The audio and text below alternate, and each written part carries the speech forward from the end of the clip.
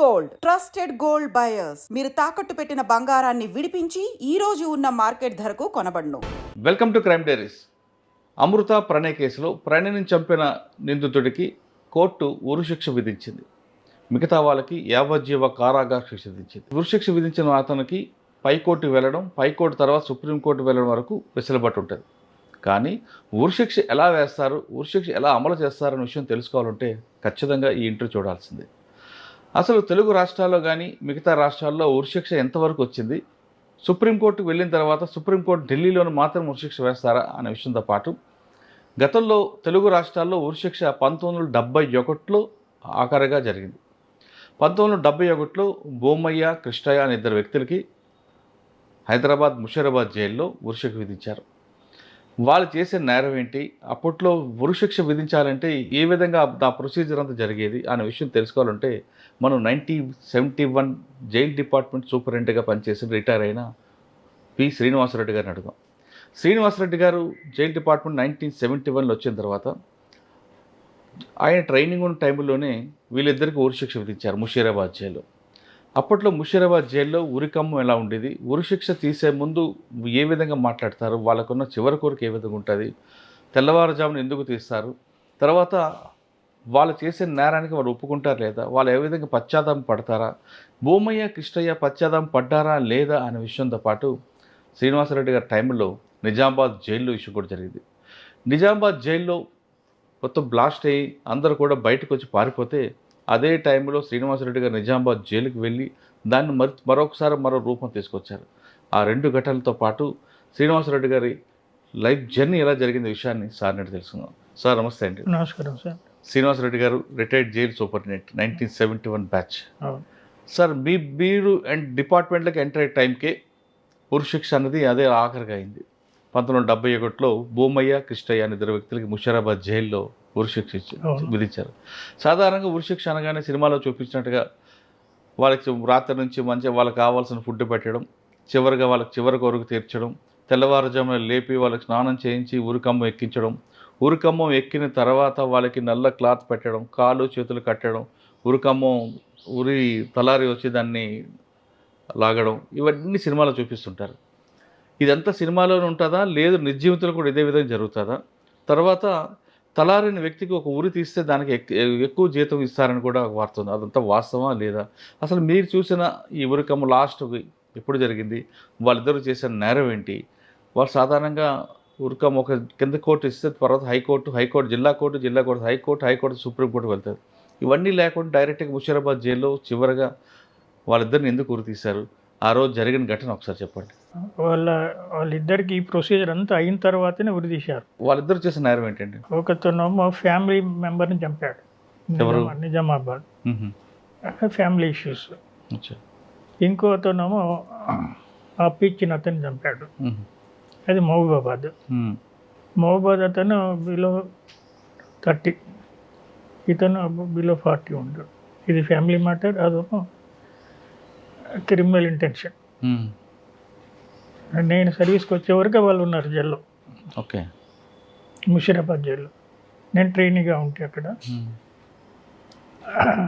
మీరు చెప్పిన ప్రొసీజర్ అంతా జరిగిపోయింది. కోర్టు వచ్చింది, తర్వాత హైకోర్టు సుప్రీంకోర్టు, తర్వాత ప్రెసిడెంట్, అవన్నీ జరిగిన తర్వాతనే ఖాయమైంది. ఆ టైంలో నేను చూసినాను వాళ్ళు. అంటే అప్పటికి వాళ్ళు దాదాపు 10 సంవత్సరాలు జైల్లో ఉన్నారు. అది కాకపోవచ్చు, ఒక 2-3 ఇయర్స్ అయినా జరుగుతుంది. అచ్చా, అంటే కింద ప్రొసీజర్ అంతా జరిగింది. కింద కోర్టు, జిల్లా కోర్టు నుండి హైకోర్టు సుప్రీంకోర్టు, ప్రెసిడెంట్ గారు అవన్నీ అయిన తర్వాత నేను చూశాను వాళ్ళు. అక్కడ కండెమ్ సెల్స్ అని ఉంటాయి, దాంట్లో ఇండివిజువల్గా పెట్టారు. దాంట్లో బయట వాళ్ళని ఎవరు పోనివారు, వాళ్ళిద్దరే ఉంటారు. డబుల్ గార్డ్ ఉంటుంది వాళ్ళని చూసేందుకు 24 hours. వాళ్ళకి ఏ టైంలో భోజనము అవి అన్నీ కరెక్ట్ టైంకి అందజేస్తారు. వాళ్ళ పర్యవేక్షణలో ఉంటారు. దానికి ఆఫీసర్లు కూడా ఎక్కువ దాని మీద ఫోకస్ పెట్టి తిరుగుతుంటారు. ఎందుకంటే వాళ్ళు సెల్ఫ్ ఏమైనా చేసుకుంటారు. అదొక ఫుల్ హెల్తీ కండిషన్లో ఉంటేనే ఉరి తీయాలి. హార్ట్ డిసీజ్ తర్వాత అనారోగ్యం ఉంటే తీయకూడదు. మళ్ళీ ఇవన్నీ చాలా ప్రొసీజర్ అట్లా సిస్టమ్. 71లో ఆ రెండు మీరు 71 ఏప్రిల్లో జాయిన్ అయ్యారా? నేను ఏప్రిల్లో జాయిన్ అయినా, 2 ఏప్రిల్. మే, జూన్, జూలైలో ఇది జరిగి ఉంటుంది. ఇందుకు మళ్ళీ ఆగస్టులో నేను అనంతపురికి వెళ్ళిపోయాను పోలీస్ ట్రైనింగ్, అట్లా ట్రైనింగ్. మళ్ళీ జనవరిలో వచ్చి రెగ్యులర్ పోస్ట్లో జాయిన్ అయ్యాను. ఇక బహుశా ఆ 3 మంత్స్లోనే ఇక నేను ట్రైనింగ్ కాబట్టి కుతూహలంగా అన్ని ఇట్లా తిరుగుతూ ఉండేవాడిని. ఆ కండెమ్ సెల్లో వాళ్ళు ఉండేది, బయట వాళ్ళకి అలో లేదంట్లా, వాళ్ళకి అన్ని సదుపాయాలు అయితే జరుగుతుండేది. వాళ్ళు ఇద్దరికి ఇంటర్వ్యూస్ ఉంటే స్పెషల్గా వాళ్ళని బయటకు తీసుకురాకుండా ఇంటర్వ్యూకి వచ్చిన వాళ్ళను వాళ్ళని తీసుకుపోయి మాట్లాడించడము అది జరుగుతుండేది. హ్యాంగింగ్ డే ఫిక్స్ చేసిన తర్వాత ఇది లోకల్ ఏదైతే ట్రయల్ కోర్టు ఉంటుందో వాళ్ళే డేట్ ఫిక్స్ చేస్తారు. ఫైనల్ అయితే సుప్రీంకోర్టు నుండి వస్తుంది. వీళ్ళు డేట్ ఇచ్చిన డేట్కు మాకు కమ్యూనికేట్ చేస్తారు ప్రిజన్ ఆఫీసర్స్, దానికి కావాల్సిన సదుపాయాలన్నీ. ఆంధ్రప్రదేశ్లో అప్పటి ఆంధ్రప్రదేశ్లో, ఉమ్మడి ఆంధ్రప్రదేశ్లో ఒక ముషిరాబాద్ జైలునే ఉండే, ఊరికంబం అని. రాజమండ్రి జైలు కూడా ఉండాలి కదండి? రాజమండ్రి జైల్లో కూడా ఉంది, కానీ అక్కడ జరగలేదు. ఇక్కడ ఒక దగ్గర జరిగింది. అంటే అదే ఊరు సార్, మీరు చూసారు ఊరికంబం? చూశాను నేను. ఎలా ఉంటుందండి అది? జస్ట్ మన మూట బావిలా పడుతుంది ఇటుకెళ్ళి చూస్తే. ఇట్లా కిందికి స్లోప్ ఉంటుంది. అక్కడ మన సినిమాలు చూపెట్టినట్టే ఇట్లా ఇట్లా ఉంటుంది. మధ్యన 2-3 ఉంటాయి. దాని కింద ప్లేట్ ఉంటుంది, వుడెన్ ప్లేట్. వాళ్ళు వుడెన్ ప్లేట్ నిలబడితే అది వాళ్ళ హైటు, వెయిట్ అన్నీ మొదలెట్టి తీసుకొని దాని తగ్గట్టు టెస్ట్ చేస్తారు. ఆ హైట్ అంత వెయిట్ ఉన్న ఒక ఇసుక బస్తాను ఆ వెయిట్ని మోసగలిగే అంత ఫెయిల్ కాకూడదు, హ్యాంగింగ్ ఫెయిల్ కాకూడదు. అటువంటి రోపు కొత్తది టెస్ట్ చేసి దానికి వెయిట్ మెయింటైన్ చేయగలిగే రోపు ఇవన్నీ టెస్ట్ చేస్తారు. కింది ప్లేట్ కూడా సడన్గా పడిపోవాలి, ఆ జర్క్కే చనిపోతారు. ఇక దానికి నాట్ ఈ సైడ్లో పెడతారు, ఇది కొట్టుకుంటే శ్వాస తొందరపోతుందని. దానికి కొద్దిగా కాలంలో తర్వాత జరగలేదు. మా దాంట్లోనే గార్డు ఉంటాడు, ఆ గార్డుకు ఆ డేట్ ఫిక్స్ చేసిన నైట్లు అన్నీ అరేంజ్మెంట్ చేస్తారు. ఎర్లీ అవర్స్ 2 o'clock నుండి ఇక ప్రిపరేషన్ స్టార్ట్ అవుతుంది. మెజిస్ట్రేట్ వస్తాడు, మెడికల్ ఆఫీసర్ ఉంటాడు, జైలు సూపరింట్ ఉంటాడు, సిబ్బంది, జైలు ఆఫీసర్స్ అందరు ఉంటారు కన్సర్న్. అక్కడ ప్రొసీజర్ స్టార్ట్ అవుతుంది.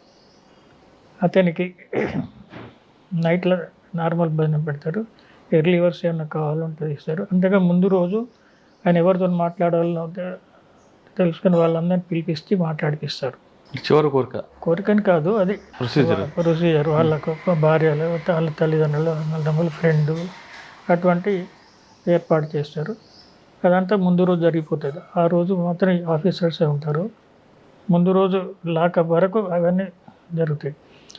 నైట్ నార్మల్ భోజనం మొదలు పెడతారు. ఎర్లీ మార్నింగ్ ఆయనకి టీ అటువంటి ఏమైనా పాలు ఇట్లా అంటే ఇస్తారు అని తెలుసు ఆయనకి హ్యాంగింగ్ అవుతుందని. అక్కడికి వెళ్ళి తీసుకుపోతారు, అక్కడ నిలబెడతారు. ఇది 2 ఒకటేసారి జరిగినాయి కాబట్టి ఇద్దరు నిలబెట్టారు, పక్క పక్కకు నిలబెట్టారు. ఇద్దరికి ఒకేసారి తీయాలా? ఆ కేసులు ఒకటేసారి తీశారు. కేసులు వేరే, శిక్షలు వేరే, కన్ఫర్మ్ అయ్యి ఆడున్నారు కాబట్టి ఒకటే రోజు తీశారు. వేరు మనుషులు ఒకటే రోజు తీశారు, ఒకటే సైన్మాన్. నిలబెడతారు. నిలబెట్టిన తర్వాత డాక్టర్ పోయి మళ్ళీ టెస్ట్ చేస్తాడు పల్స్ ఇవ్వని. ఆడ నిలబడ్డ తర్వాత ఓకే అని అన్న తర్వాత అంటే ఒక క్లాత్ ఇట్లా ముఖం మూసేటట్టు పెడతారు. పెట్టిన తర్వాత చేతులు వెనకకు కట్టేస్తారు, కాళ్ళని కట్టేయరు, చేతులు కట్టేస్తారు, నిలబెడతారు. ఆ సైడ్కు హ్యాంగింగ్ అతను ఉంటాడు, దాని లివర్ ఉంటుంది, లివర్ తీస్తే టర్న్ కింద పడిపోతుంది. ఇక వీళ్ళంతా చేసి డాక్టర్, సూపరింటెండెంట్, మెజిస్ట్రేట్ వీళ్ళంతా బట్టి ఫైనల్గా ఓకే అని అంటే వాళ్ళు పోయి క్లాత్ పెట్టేస్తారు. పెట్టేసి దానికి పెట్టి నాట్ను పక్కకు పెట్టి రెడీ ఉంచుతారు. ఉంచిన తర్వాత ఇక్కడ వీళ్ళందరూ చూసి అంతా ఓకేనా, ఏమైనా డౌట్స్ ఉన్నాయి, వీళ్ళ ప్రొసీజర్ రాంగ్ ఖైదీ ఇట్లా జరుగుతుంది అని టెస్ట్ చేసి అందరు ఐడెంటిఫై చేసి అడిగి తీసుకొచ్చే ముందు మోల్స్ గిట్ అని మళ్ళీ చెక్ చేపిస్తారు వాళ్ళతో, మిస్ హ్యాపెనింగ్ జరగకుండా. ఇది అన్న తర్వాత ఒక 5 minutes అట్లా టైం తర్వాత సిగ్నల్ ఇస్తాడు. ఎవరు సార్, మేజిస్ట్రేట్ గారు ఇస్తారా, సూపరింటెండెంట్ ఇస్తారా? సూపరింటెండెంట్ మేజిస్ట్రేట్ నాకు కరెక్ట్ ఐడియా లేదు, బట్ అదంతా సూపరింటెండెంట్ కంట్రోల్ జరుగుతుంది కాబట్టి ఆయన సిగ్నల్ ఇస్తారు. సిగ్నల్ ఇవ్వగానే ఆ లివర్ను ఇట్లా ఒత్తుతాడు, దాని కింద ప్లేట్ జర్క్ని కింద పడిపోతుంది, కిందకి ఇట్లా వెళ్ళిపోతుంది. వీళ్ళు కిందికి వెళ్తారు, ఆ తాడు కిందికి మనకు ఫేస్ అవ్వపడదు, కిందికి జారుతారు. ఇక ఆ తాడు ఇట్లా ఇట్లా ఊగుతూ ఉంటుంది. అది ఊగి ఒక 5 నిమిషాల తర్వాత రాగానే తెలిసిపోతుంది. తెలిసిపోగానే మెడికల్ డాక్టర్ వెళ్తాడు, మెడికల్ ఆఫీసర్ వెళ్తే వాళ్ళని కొద్దిగా పైకి లేపుతాడు, అక్కడ ఉన్న వాళ్ళు లేపి టెస్ట్ చేస్తాడు. టెస్ట్ చేసి ఫైనల్ అన్న తర్వాత ఇదంతా 3:30, 4 వరకు అయిపోతుంది. పైకి తీసి చేసి పెడతారు. పెట్టి దాని గేట్ వరకు తీసుకెళ్ళి వెహికల్లో పెట్టి ముషిరాబాద్లో బరీల్ గ్రౌండ్ ఉంది, జైలు బరీల్ గ్రౌండ్ అని, అక్కడ ఇప్పుడు ఒక పెద్ద ట్రాన్స్ఫార్మర్ వచ్చింది, దానికి అటు సైడ్ ఉంది. అదే లాస్ట్ తర్వాత జరగలేడు, అవి తీసి పెడతాడు. దానికి కూడా ఉంటుంది ఎంత లోతుకు తీయాలా ఇవన్నీ. అది తీసుకెళ్ళి మళ్ళీ అక్కడ మళ్ళీ ఒకసారి చెక్ చేస్తారు. చెక్ చేసి పెట్టేసి కప్పేస్తారు. మళ్ళీ అందరూ గేట్లోకి వచ్చేస్తారు, వీడికి డిస్పర్స్ అవుతారు. సార్ ఇక్కడ ఫస్ట్ ముందు రోజు రాత్రి నుంచి ప్రొసీజర్ స్టార్ట్ అవుతుంది. మీరు వాళ్ళతో మాట్లాడారా ప్రొసీజర్ స్టార్ట్ కాకముందే, బొమ్మాయితో కానీ కిష్టయ్యతో కానీ? మాట్లాడతాం కదా జైలు ఆఫీసర్స్. ఏమన్నారండి వాళ్ళు? ఏమైనా పశ్చాత్తాపం ఉందా, లేదంటే చావుకు సిద్ధంగా ఉన్నారండి? అవన్నీ ఇప్పుడు లాంగ్ బ్యాక్ కదా, ఏదో మాట్లాడుంటారు, ఏదో చెప్పుంటారు.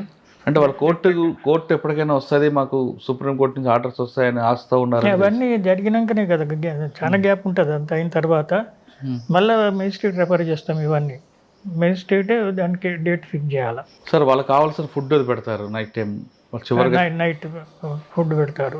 తెల్లవారుజామున ఎంత ఇస్తారండి ఈ ప్రొసీజర్? సూర్యోదయం కాకముందే. మీకు సూర్యోదయం కాకముందే కదా కంప్లీట్ అయ్యి మళ్ళీ నార్మల్గా ఏమంటే ఇది ఈ సిచ్యువేషన్ కొద్దిగా బాధాకరం అనిపిస్తుంది. ప్రిజనర్స్ అందరు లాకప్లు ఉంటారు, మిగతా వాళ్ళందరూ ఆ టైంలో తీస్తే సేఫ్ అని. ఓకే, ఇప్పుడు అందరు ముంగడికి తీసుకుపోతుంటే ఈ రోజులల్లో ఆ రోజులల్లో కూడా ఆ రియాక్షన్ వేరే ఉంటుంది, ఒక్కొక్కరికి ఒక తీరిక రియాక్షన్ ఉంటుంది. అవన్నీ అవాయిడ్ చేయడానికి ఆ డేట్ ఆ టైంకి అదంతా మాన్యువల్ లేఅవుట్ ఉంది, లేడౌన్ రూల్స్ అవి. ఓకే సార్, వాళ్ళు చెప్తారు పై మీరు చెప్పినట్టు నల్ల కవర్ పెడతారు కదా, కవర్ ఎందుకు పెట్టాలండి చనిపోసే ముందు, ఉరి తీసే ముందు? అది ప్రొసీజర్ ఉంది అందులో. అవునా సార్? ఇది అయిన తర్వాత ఘాటు కూడా వెళ్ళి చెవులో చెప్తారట కదా ఆయనకి, నీ మీద నాకు ఎలాంటి వ్యక్తిగత కక్షలు లేవు, నా పని నేను చేస్తున్నానని. అంటే అది వెరీ కరెక్ట్గా నాకు కూడా లేదు. ఆడ తీయక ముందుకే వాళ్ళు పెట్టేటప్పుడు చెప్తుండొచ్చు అటువంటిది. అలాంటి మేము కూడా డైలీ ఆడికి పోతాం కదా, అది ముందు రోజు వరకు కూడా మాకు కూడా వాళ్ళ మీద లేదు, వాళ్ళకు కూడా మా మీద ఏం లేదు. ఒక సిస్టమ్ని ఫాలో అవుతున్నాం అంతే. అక్కడ వ్యక్తిగతంగా మేము ఉన్నాం, మా బదులు ఎక్స్వైజెడ్ ఉన్నా కూడా అదే పని చేస్తారు. కాబట్టి అది ఊహించుకున్నంత కాదు. అంటే మీరు మాట్లాడినప్పుడు వాళ్ళు పశ్చాత్తాపం పడ్డారంటే చనిపోతున్నాను అని వాళ్ళిద్దరు? ఏంటి లెంత్ ఆఫ్ టైంలో కరెక్ట్ అని చెప్పలేము, కానీ ఎంతైనా ఉంటుందిలేండి. చావు అంటే ఎవరికైనా కొద్దిగా భయం ఉంటుంది. ఆ టైం వచ్చే వరకు చేసిన పనులు కరెక్ట్ కాదనో, లేకపోతే ఇది ఇంత పెద్దది ఇవ్వాల్సి ఏదో ఒకటి మానసికంగా ఉంటుంది, ఉండొచ్చు, చెప్పుంటారు. సార్ వాళ్ళిద్దరికి హ్యాంగింగ్ అయిన తర్వాత కుటుంబ సభ్యులకి ఇవ్వకుండా మీరే చేయడం ఏంటి? వాళ్ళు తీసుకోలేదు, వాళ్ళు ఎందుకు తీసుకోలేదు? వాళ్ళు ఏమో అవసరం లేదన్నారు. కానీ వాళ్ళ సాంప్రదాయ ప్రకారం తగలబెట్టకుండా పాతడం ఎందుకండి? మా జైల్లో తగలబెట్టేది లేదు, పాతేదే ఉంది. ఓకే సార్, బొమ్మయ్య కృష్ణయ్య వీళ్ళిద్దరు తర్వాత ఇంకా జైల్లో ఎందుకు ఆగిపోయిందండి ఉరిశిక్ష అనేది? అది నేను చెప్పే సమాధానం కాదు, మీకున్న నాలెడ్జ్ ప్రకారం అడుగుతాను. ఆగిపోవడం కాదు, ఇప్పుడు అది ఇవన్నీ కోర్టుల నుండి ప్రెసిడెంట్ ఆఫ్ ఇండియా వరకు పోతుంది. ఆ ప్రొసీజర్లో ఇప్పుడు ఎంతోమంది ప్రెసిడెంట్ కూడా క్షమాభిక్ష పెట్టారు నార్త్ ఇండియాలో ఎక్కడెక్కడ. అట్లా ఆ ప్రొసీజర్లో జరిగే విషయాలు అవి మనం ఊహించడానికి లేదు. కోర్టు కూడా వెరీ రేర్ ఆఫ్ రేరెస్ట్కి ఇస్తారు. ఈ మధ్య మొన్న ఒకటి ఇచ్చారు, అప్పటి నుండి ఇప్పటి వరకు జరగలేదు ఉమ్మడి ఆంధ్రప్రదేశ్లో. మొన్నటి దాంట్లో ఒకటి అది మొన్ననే జరిగింది, నల్గొండ కేసు. అది మనము ఏం చెప్పలేము అది ఎందుకు అనేది. సార్ నల్గొండ కేసు తీసుకోండి, ప్రణయ్ కేసులో ఇది వచ్చిన జడ్జిమెంట్ ఇప్పుడే, కానీ ఇదంతా ప్రొసీజర్ అయ్యి 8 years కింద జరిగిన ఇన్సిడెంట్ అది. ఇది ఫైనల్ మొన్న వచ్చింది. కానీ డెత్ సెంటెన్స్ ఇంప్లిమెంట్ అవ్వాలంటే కొంచెం చాలా టైం పడే అవకాశం ఉంటుంది కదా. ఇంకా టైం పడుతుంది. అంటే ఎలా ప్రొసీజర్ ఉంటుంది అంటే కింద కోర్టు నుంచి పై ఇప్పుడు ట్రయల్ కోర్టు ఇచ్చింది అంటే, ట్రయల్ కోర్టు అంటే దీనికి సెషన్స్ కోర్టే ట్రయల్ కోర్టు అంటే. సెషన్ కోర్టు తర్వాత హైకోర్టుకి వెళ్తుంది. హైకోర్టు ఏమి ఇస్తుంది, ఇప్పుడు మన హైకోర్టు కూడా ఇచ్చినట్టుంది కాదండి, సెషన్ కోర్టు. హైకోర్టు తర్వాత హైకోర్టు కూడా ఈ జడ్జిమెంట్ సమర్థించాలా, మోడిఫై చేయాలా. ఇప్పుడు ఆ కోర్టులో ఎవరికైతే శిక్షించి మిగతాలకు ఇచ్చారో హైకోర్టులో అందరికీ ఉరిశిక్ష పడవచ్చు, లేకపోతే అందరికి లైఫ్ కన్వర్ట్ అవ్వచ్చు చెప్పాలి. అక్కడక్కడ డిసిషన్స్ ఉంటుంది. దాని తర్వాత వాళ్ళు సుప్రీంకోర్టుకి వెళ్తుంది. ఆయనకు వాళ్ళకు గవర్నమెంట్ అడ్వకేట్ ప్రొవైడ్ చేస్తుంది. ఓకే, వాళ్ళు సెల్ఫ్గా మెయింటైన్ మళ్ళీ స్తోమత లేని వాళ్ళు గవర్నమెంట్ అడ్వకేట్ పెడతాయి సుప్రీంకోర్టులో కూడా. అక్కడ కూడా జరుగుతుంది. ఆ సుప్రీంకోర్టు జరిగిన తర్వాత మన ఫైనల్ వచ్చిన తర్వాత మళ్ళీ మేము ప్రెసిడెంట్ ఆఫ్ ఇండియాకి పంపించేస్తున్నాం. ఆయన రిక్వెస్ట్ ప్రెసిడెంట్ ఆఫ్ ఇండియా కూడా ఉరిని సమర్థించితే అప్పుడు అవుతుంది, లేకపోతే వాళ్ళు ఉరిని సమర్థించకపోతే లైఫ్కి వెళ్ళిపోతాడు. ఒకవేళ అప్పుడు కూడా సమర్థించారనుకోండి, ఆ కేసుని ఇప్పుడు తెలంగాణ రాష్ట్రంలో ఊరికంబాలు లేవు కాబట్టి ఢిల్లీలో చేయొచ్చా? అట్లా లేదు, దానికి అనుసంధానం ఉన్న ఒక స్టేట్ తోటి జరుగుతుంది. అంటే తిహార్ జైల్లో అక్కడ ఉంది కాబట్టి అక్కడ చేయరు. ఇప్పుడు మన పక్కకు ఉంది కదా, ఇప్పుడు రాజమండ్రిలో ఉంది కదా, ఇక్కడ రాజమండ్రికి తీసుకుంటారు. కానీ మాఫీ అయితే చేయరు. వసతులు లేవని మాఫీ చేయరు, వసతులు క్రియేట్ అనే చేస్తారు తప్ప మాఫీ అయితే చేయరు. కానీ ప్రొసీజర్ అవ్వడానికి కనీసం 3-4 సంవత్సరాలు పట్టొచ్చండి. మినిమం 2 years అయితే పడుతుంది, కానీ ఎక్కువనే పడుతుంది. కానీ ఇమీడియట్ కాదు. సార్ డెత్ సెంటర్స్ గురించి చెప్పారు చాలా క్లియర్గా, ఎందుకంటే మీరు అప్పుడే జాయిన్ అయ్యారు, అది చూసారు. అవును. తర్వాత మీ సర్వీసులో ఎక్కడ కూడా జరగలేదు. మీ సర్వీస్లో రాకముందు మీ కుటుంబ నేపథ్యం, మీరు ఈ డిపార్ట్మెంట్కే రావాలని ఎందుకు అనుకున్నారండి? ఈ డిపార్ట్మెంట్ రావాలని ఆప్షన్లకు రాలేదు, ఛాన్స్లో వచ్చారా? Through employment exchange. మీ నేటివ్ ప్లేస్ మీ అమ్మగారు నాన్నగారు? అది ఇప్పుడు యాదాద్రి, అప్పుడు నల్గొండ డిస్ట్రిక్ట్ ఉండేది. ఆలేరు దగ్గర, 12 kilometers ఉంటుంది మా విలేజ్. అది మా నేటివ్ ప్లేస్. మా నేటివ్ ప్లేస్ పోవాలంటే ఒక 3 kilometers జనగాం డిస్ట్రిక్ట్ క్రాస్ చేసి పోవాలి.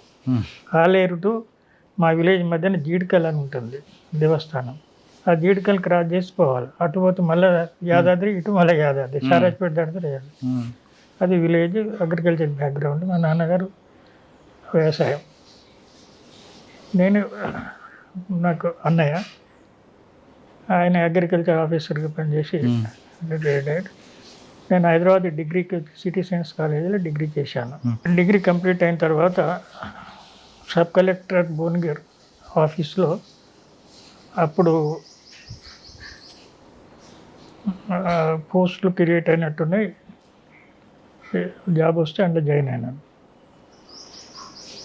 ఒక 6 months 1 year తర్వాత ఈ రెవెన్యూ నుండి ఇరిగేషన్ మిర్యాలగూడకి ఏదో పోస్టింగ్ ఇచ్చారు. ఇక మిర్యాలగూడ ఇరిగేషన్ కాలువలు వెంబడి ఏడ తిరుగుతా అని చెప్పి బీఈడికి వెళ్ళిపోయాను. Nagarjuna Sagar BEd college first బ్యాచ్లోకి వెళ్ళిపోయాను. నెక్స్ట్ టీచర్గా జాయిన్ అవుతానని ఆ బీఈడి కాలేజీలో ఉన్నప్పుడే ఎంప్లాయ్మెంట్ ఎగ్జామ్ ఇంటర్వ్యూ వచ్చింది.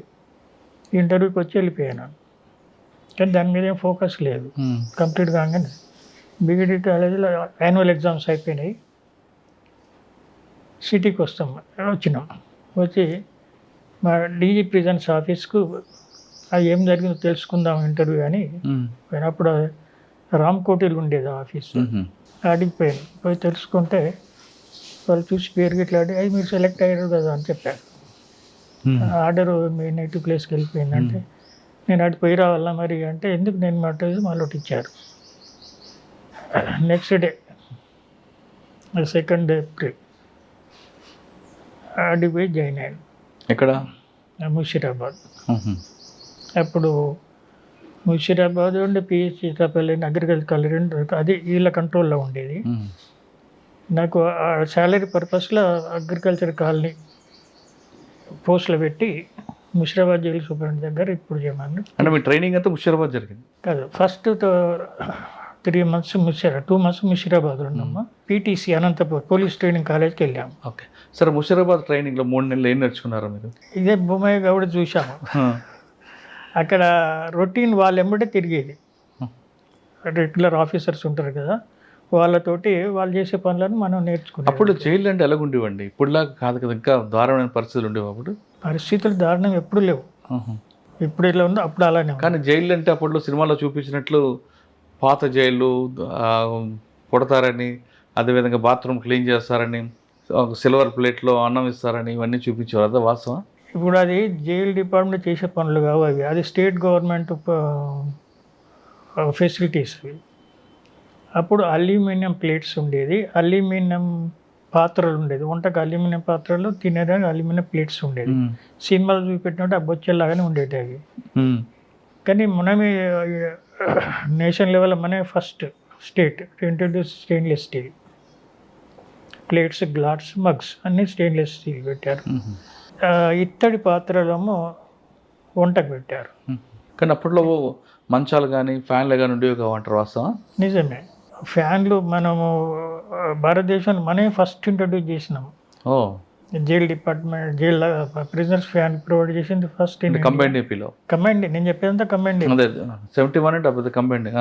71లో లేవు ఫ్యాన్లు, తర్వాత కాలంలో. మరి ఎలా పడుకుండేవారండి? ఉట్టికి అంతే, జైలు అంటే జైలే. గ్రౌండ్ మీద పడుకునేది. వాళ్ళకొకటి ఒకటి జూట్ మ్యాట్, ఒకటి ఉలన్ కంబల్, ఒకటి కాటన్ బెడ్షీట్, ఈ 3 వాళ్ళది బెడ్డింగ్. అది వాటి మీద మెయింటైన్ అయ్యేది వాళ్ళు. అయినా మెడికల్ తర్వాత పిల్లోస్ వచ్చినాయి. మొదట్లో పిల్లోస్లో, ఇప్పుడు పిల్లోస్ ఉన్నాయి అందరికి. మరి టాయిలెట్ అది నైట్లో అటాచ్డ్ టాయిలెట్స్ ఇప్పుడు ఉన్నాయి, అప్పుడు ఉన్నాయి. బ్లాక్లోనే చివరికి ఉంటాయి టాయిలెట్స్. సార్, మీరు వెళ్ళే టైంలో డే టైంలోనో బయట ఉంటాయి. మీరు వెళ్ళే టైంకి జైల్లో రౌడీయిజం, కొట్లాట్లు అవన్నీ ఉండేవా? అది అప్పుడు ఉన్నది ఇప్పుడు లేదు, ఇప్పుడు ఉన్నది అప్పుడు లేదని కాదు. ఇది నార్మల్. అంటే మీరు చూసేటప్పుడు బాగా ఆ టైంలో బాగా కరడు కట్టిన రౌడీలు ఉండేవారు కదండి 1971 అంటే. అట్లానేం లేదండి. అప్పుడు జనం చెడ్డోళ్ళు ఎందుకు అవుతారు, ఇప్పుడు మంచి వాళ్ళు ఎందుకు అవుతారు? అంతే అంటారా? ఇప్పుడు జనం అప్పుడు జనం, అప్పుడు జనం, ఇప్పుడు జనం సేమ్. అంతే. బయట సొసైటీ ఎలా ఉన్నారో ఇది అట్లే ఉంటుంది. ఆ టౌన్లో ఎక్కువ రౌడీజం ఉంటే జైల్లో అదే రౌడీజం ఉంటుంది. ఆ టౌన్లో పీస్ఫుల్ ఉంటే జైల్లో కూడా పీస్ఫుల్ ఉంటుంది. సార్, నక్సలైట్లు ఎవరు చూసారండి? చూశాను. ఎవరు? నేను 71లో జాయిన్ అయినప్పుడే నక్సలైట్ సెల్ సెపరేట్ అప్పుడు కూడా నక్సలైట్ బ్యారక్ అని సెపరేట్ ఉండేది. తరిమిలో నాగిరెడ్డి గారు ఉండేది. దేవులపల్లి కృష్ణ, వెంకటేశ్వరరావు, దేవులపల్లి వెంకటేశ్వరరావు, అలా వాళ్ళు ఒక 15 మంది దాకా ఉండేది. కోటపల్లి సీతారాం గారు తర్వాత అప్పుడు లేడు ఆయన. 71లో నేను వెళ్ళిన ఏప్రిల్ వరకు. వాళ్ళతో మాట్లాడారండి మీరు? మాట్లాడే డీల్ అంటే వాళ్ళతో మాట్లాడే సాధారణంగా మనం కూడా అటు వెళ్ళాలని దీంట్లో తీసుకొస్తారు మీకు ఎప్పుడైనా? ఏం లేదు, అట్లేం లేదు. అట్లేం. ఇప్పుడు ఫీలింగ్ అనేది వ్యక్తిని బట్టి ఉంటుంది. ఇప్పుడు ఇట్లా గుంజాంగిన మనం ఎట్లా పోం కదా, నేను ఎక్కువసేపు మాట్లాడుతుండేది ఈయనతోటి, నాగిరెడ్డితోటి. అన్నీ ఆయన ఫిలాసఫీ అది. చరిమల నాగిరెడ్డి అనేది ఎడ్యుకేటెడ్ ఫ్యామిలీ నుండి, ఆయన కూతురు వాళ్ళు సెంట్రల్ యూనివర్సిటీలో ఉండేది, వాళ్ళు వచ్చేది ఇంటర్వ్యూకు. తర్వాత ఆయన బావనే కదా నీలం సంజీవ్ రెడ్డి, తర్వాత ఆయన ఎగ్జిక్యూటివ్ అయ్యాడు. వీళ్ళ గ్రూప్ ఉంటుంది కదా, వాళ్ళు డే టైం అంతా కలిసి తిరుగుతారు, నైట్లో మాత్రం లాకప్ ఉంటుంది. నేను పోతే నైట్లో పోతే కూడా 1/2 hour మాట్లాడి ఉండేవాడు. నేను నైట్ రౌండ్ పోయినప్పుడు, నేను ట్రైనింగ్లో ఎక్కువ నైట్ డ్యూటీ వేసేది నన్ను, రెగ్యులర్ ఆఫీసర్. నాకు ఏం పని ఉన్నది తిరిగేది నైట్లో 2 rounds తప్పనిసరి చేయాలి. బిఫోర్ 12 ఒక రౌండ్ చేయాలి నైట్ ఆఫీసరు, ఆఫ్టర్ 12 ఒక రౌండ్ చేయాలి. ఇది ఆఫీసరు. ఆడనే పడుకోవాలి జైల్లోనే. ఇప్పుడు కూడా అదే సిస్టమ్ ఉంది. డ్యూటీ ఆఫీసర్ అంటే పడుకోవాలి. సాధారణంగా మీరు అర్బన్ కల్చర్ లేరు, రూరల్ కల్చర్ నుంచి వచ్చారు, గ్రామీణ ప్రాంతం నుంచి వచ్చి ఈ జైలుకి వెళ్ళగానే భయం అనిపించలేదా? ఇది క్రిమినల్స్తోని నక్సలతో అందరితో ఉంటున్నాను అని? అది ఆ ఫీలింగ్ ఏం లేదు. లేదు. ఆ ఏజ్ గ్రూప్ ఆ ఫీలింగ్ ఏం లేదు. తర్వాత అప్పటికి మనము కాలేజీలో 3 years చదువుకొని వచ్చినాము, సొసైటీ అవగాహన ఉంది. మళ్ళా బీఈడి చేసి వచ్చినాము, టీచర్కి పోదామని ప్రిపేర్ అయినాము, ఇటు వచ్చినాము. ఇటు రావడానికి ఒకటే కారణము, టీచర్ అయితే మఫ్సల్ ఏరియాలో పనిచేయాలి. ఇదైతేనేమో మినిమం తాలూకా హెడ్ క్వార్టర్స్ లేదా డిస్ట్రిక్ట్ హెడ్ క్వార్టర్స్. ఆ ఉద్దేశంలో వచ్చినాం. కాకపోతే అక్కడిక్కడ సేమ్ ఉండేది అప్పటికి. ఓకే. ఇప్పుడు గ్రాడ్యుయేట్ టీచర్స్కున్న ఇది అదే సేమ్ డేస్కి ఉండేది. అంటే 3 నెలలు ముషీరాబాద్ జైలు, ఆ తర్వాత PTC Anantapuram police training college Anantapuram సంఘటన జరిగింది కదండి, ముగ్గురికి భూమి అయ్యే కృష్ణయ్య. అప్పుడే జరిగింది. మీరు ఉన్నారు ఆ రోజు? ఏమన్నా నేను చూశారు కదా. తర్వాత మరి మిగతా జైల్లో ఉన్న వాళ్ళందరూ కూడా ఏమైనా దానికి నిరసన తెలిపారా? ఖైదీలు అంటున్నారు. ఖైదీలు సైలెంట్. ఎప్పుడు తెలిసింది వాళ్ళకి? ఎప్పుడు తెలిసింది? వాళ్ళకి ముందు రోజే తెలుసు రేపు తీస్తారని. కానీ నిరసన లేదు. నిరసన ఏమి ఉండదు. అది ఇండివిజువల్ కేసులు 11 కేసులు వాటికే ఉంటాయి. ఇది జైలు అడ్మినిస్ట్రేషన్ నుండి జరిగేది అయితే నిరసన ఉంటుంది. It is court order. Court ఆర్డర్ని ఇంప్లిమెంట్ చేస్తున్నాం. వాళ్ళు ఏం బాధను వ్యక్తం చేయలేదా? జనరల్గా అంత ఫీలింగ్ నాకు ఇప్పుడు కూడా తెలియడం లేదు. 3 నెలల తర్వాత మీరు అనంతపురం పీటీసీ పోలీస్ ట్రైనింగ్ కాలేజ్కి వెళ్ళాము. అక్కడ మిక్సర్ ట్రైనింగ్ అక్కడ జరిగింది. దాని తర్వాత రెగ్యులర్ పోస్టింగ్ చెర్లపల్లి అగ్రికల్చర్ కాలనీకి ఇచ్చారు. Agriculture open jail. Open jail అక్కడ.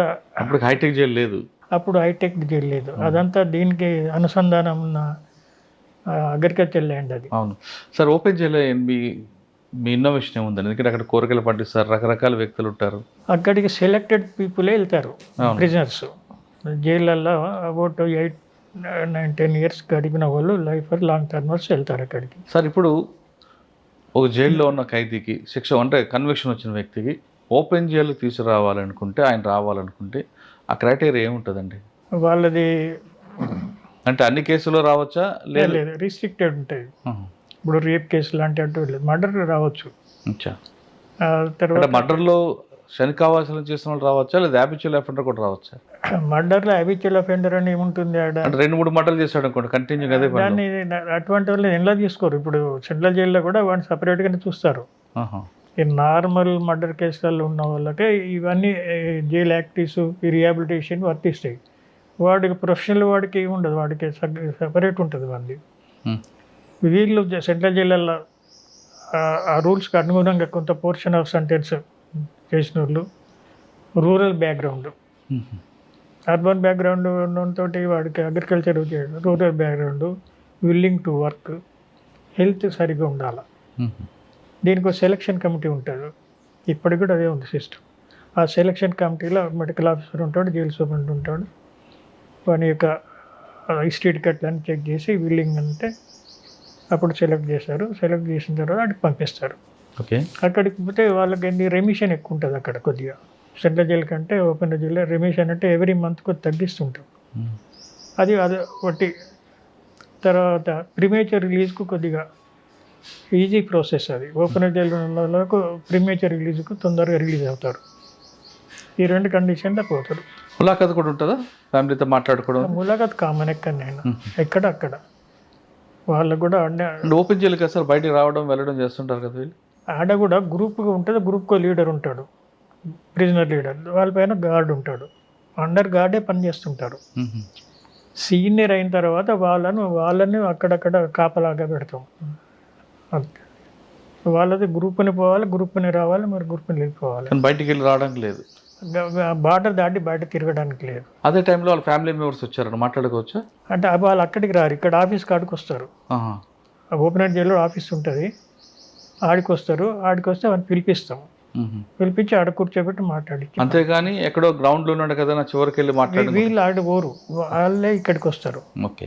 ఇంటర్వ్యూ ప్లేస్ కాడికి వచ్చి ఇక్కడ కూడా అండర్ విజువల్ సూపర్విజన్లోనే జరుగుతుంది ఇంటర్వ్యూ. Officers gourd level. మీరు వెళ్ళేసరికి మెయిన్ ఛాలెంజ్ ఏమొచ్చిందండి అక్కడ ఓపెన్ జైల్లో? ఛాలెంజ్ అంటే లేదా అదే రొటీన్ జరిగిపోయే పనులు ఇవన్నీ. అక్కడ అప్పటికి ఏం పండించేవారండి కూరగాయలు? మార్కెట్లో దొరికే కూరగాయలు, ఆ అదేనా? సీజన్ పండే కూరగాయలు పెడతాడు. సొరకాయలు సీజన్ సొరకాయలు, బీరకాయలు, టమాటా ఎక్కువ. సార్ అవన్నీ బయట అమ్ముతారా లేదా చర్లపల్లికి మిగతా జైలుకి సప్లై చేసేవారా? మొదలు ఆ జైలు సఫిషియెంట్, తర్వాత అదర్ జైల్స్. ఓహో, ఇప్పుడు మాత్రం మార్కెట్ ఆడ ఒక షాప్ పెట్టారు. అవును. అవన్నీ రెగ్యులర్గా ఇప్పుడు ప్రొడక్షన్ పెరిగింది కాబట్టి ఆడ పెడుతున్నారు, అమ్ముతున్నారు. అంతకుముందు జైల్లోకి పంపేవాళ్ళం. అచ్చా అచ్చా. తర్వాత డైరీ కూడా స్టార్ట్ చేశారు. ఉమ్. ఇప్పుడు నడుస్తుంది డైరీ. అవును. ఆ మిల్క్ సెంట్రల్ జైలు హైదరాబాద్కి పోయేది, ముషిరాబాద్కి పోయేది. దాంట్లోనే కూరగాయలు పంపుతుండేది, మళ్ళీ దాంట్లోనే రిటర్న్ వస్తుండేది. సార్ ఓపెన్ జైలు తర్వాత ఎక్కడికి వచ్చారండి? ఓపెన్ ఎయిర్ జైలు 71 ట్రైనింగ్ పోయి 72 జాయిన్ అయినాను. 73, 74, 74 జూన్లో టాటా ఇన్స్టిట్యూట్కి వెళ్ళాను. 2 years regular criminology and correction administration course. అది government sponsored, okay. On duty. 74 జూన్కి వెళ్ళి 75, 76 మేలో రిటర్న్ అండి. ఆ 2 years కోర్స్ కంప్లీట్ అయినాక ఆ రిటర్న్లో పోస్టింగ్ నాకు చంచల్గూడ సెంట్రల్ ప్రిజన్ హైదరాబాద్కి ఇచ్చారు. అవునా సార్? క్రిమినల్ సైకాలజీ ఏం నేర్చుకున్నారంటే దానివల్ల ఇప్పుడున్న ప్రిజన్స్ డిపార్ట్మెంట్కి ఏం ఉపయోగం? డ్యూటీలో కొద్దిగా పర్ఫెక్షన్ ఉంటుంది, డ్యూటీలో పర్ఫెక్షన్ ఉంటుంది. అచ్చా. ఇప్పుడు before training, after training same వ్యక్తి సేమ్ పనులు చేస్తాడు, కానీ కొద్దిగా ఆ ప్రొసీజరు పర్ఫెక్షన్లో ఆఫ్టర్ ట్రైనింగ్ ఎట్లుంటుందో ఈ కోర్సు వచ్చినాక ఒక్కొక్క నార్మల్ ఆఫీసర్కు ఈ ట్రైన్ తీసుకున్న ఆఫీసర్ తేడా ఉంటుంది, కొద్దిగా తేడా ఉంటుంది. అని ఏం నేర్చుకున్నారండి అక్కడ మీరు?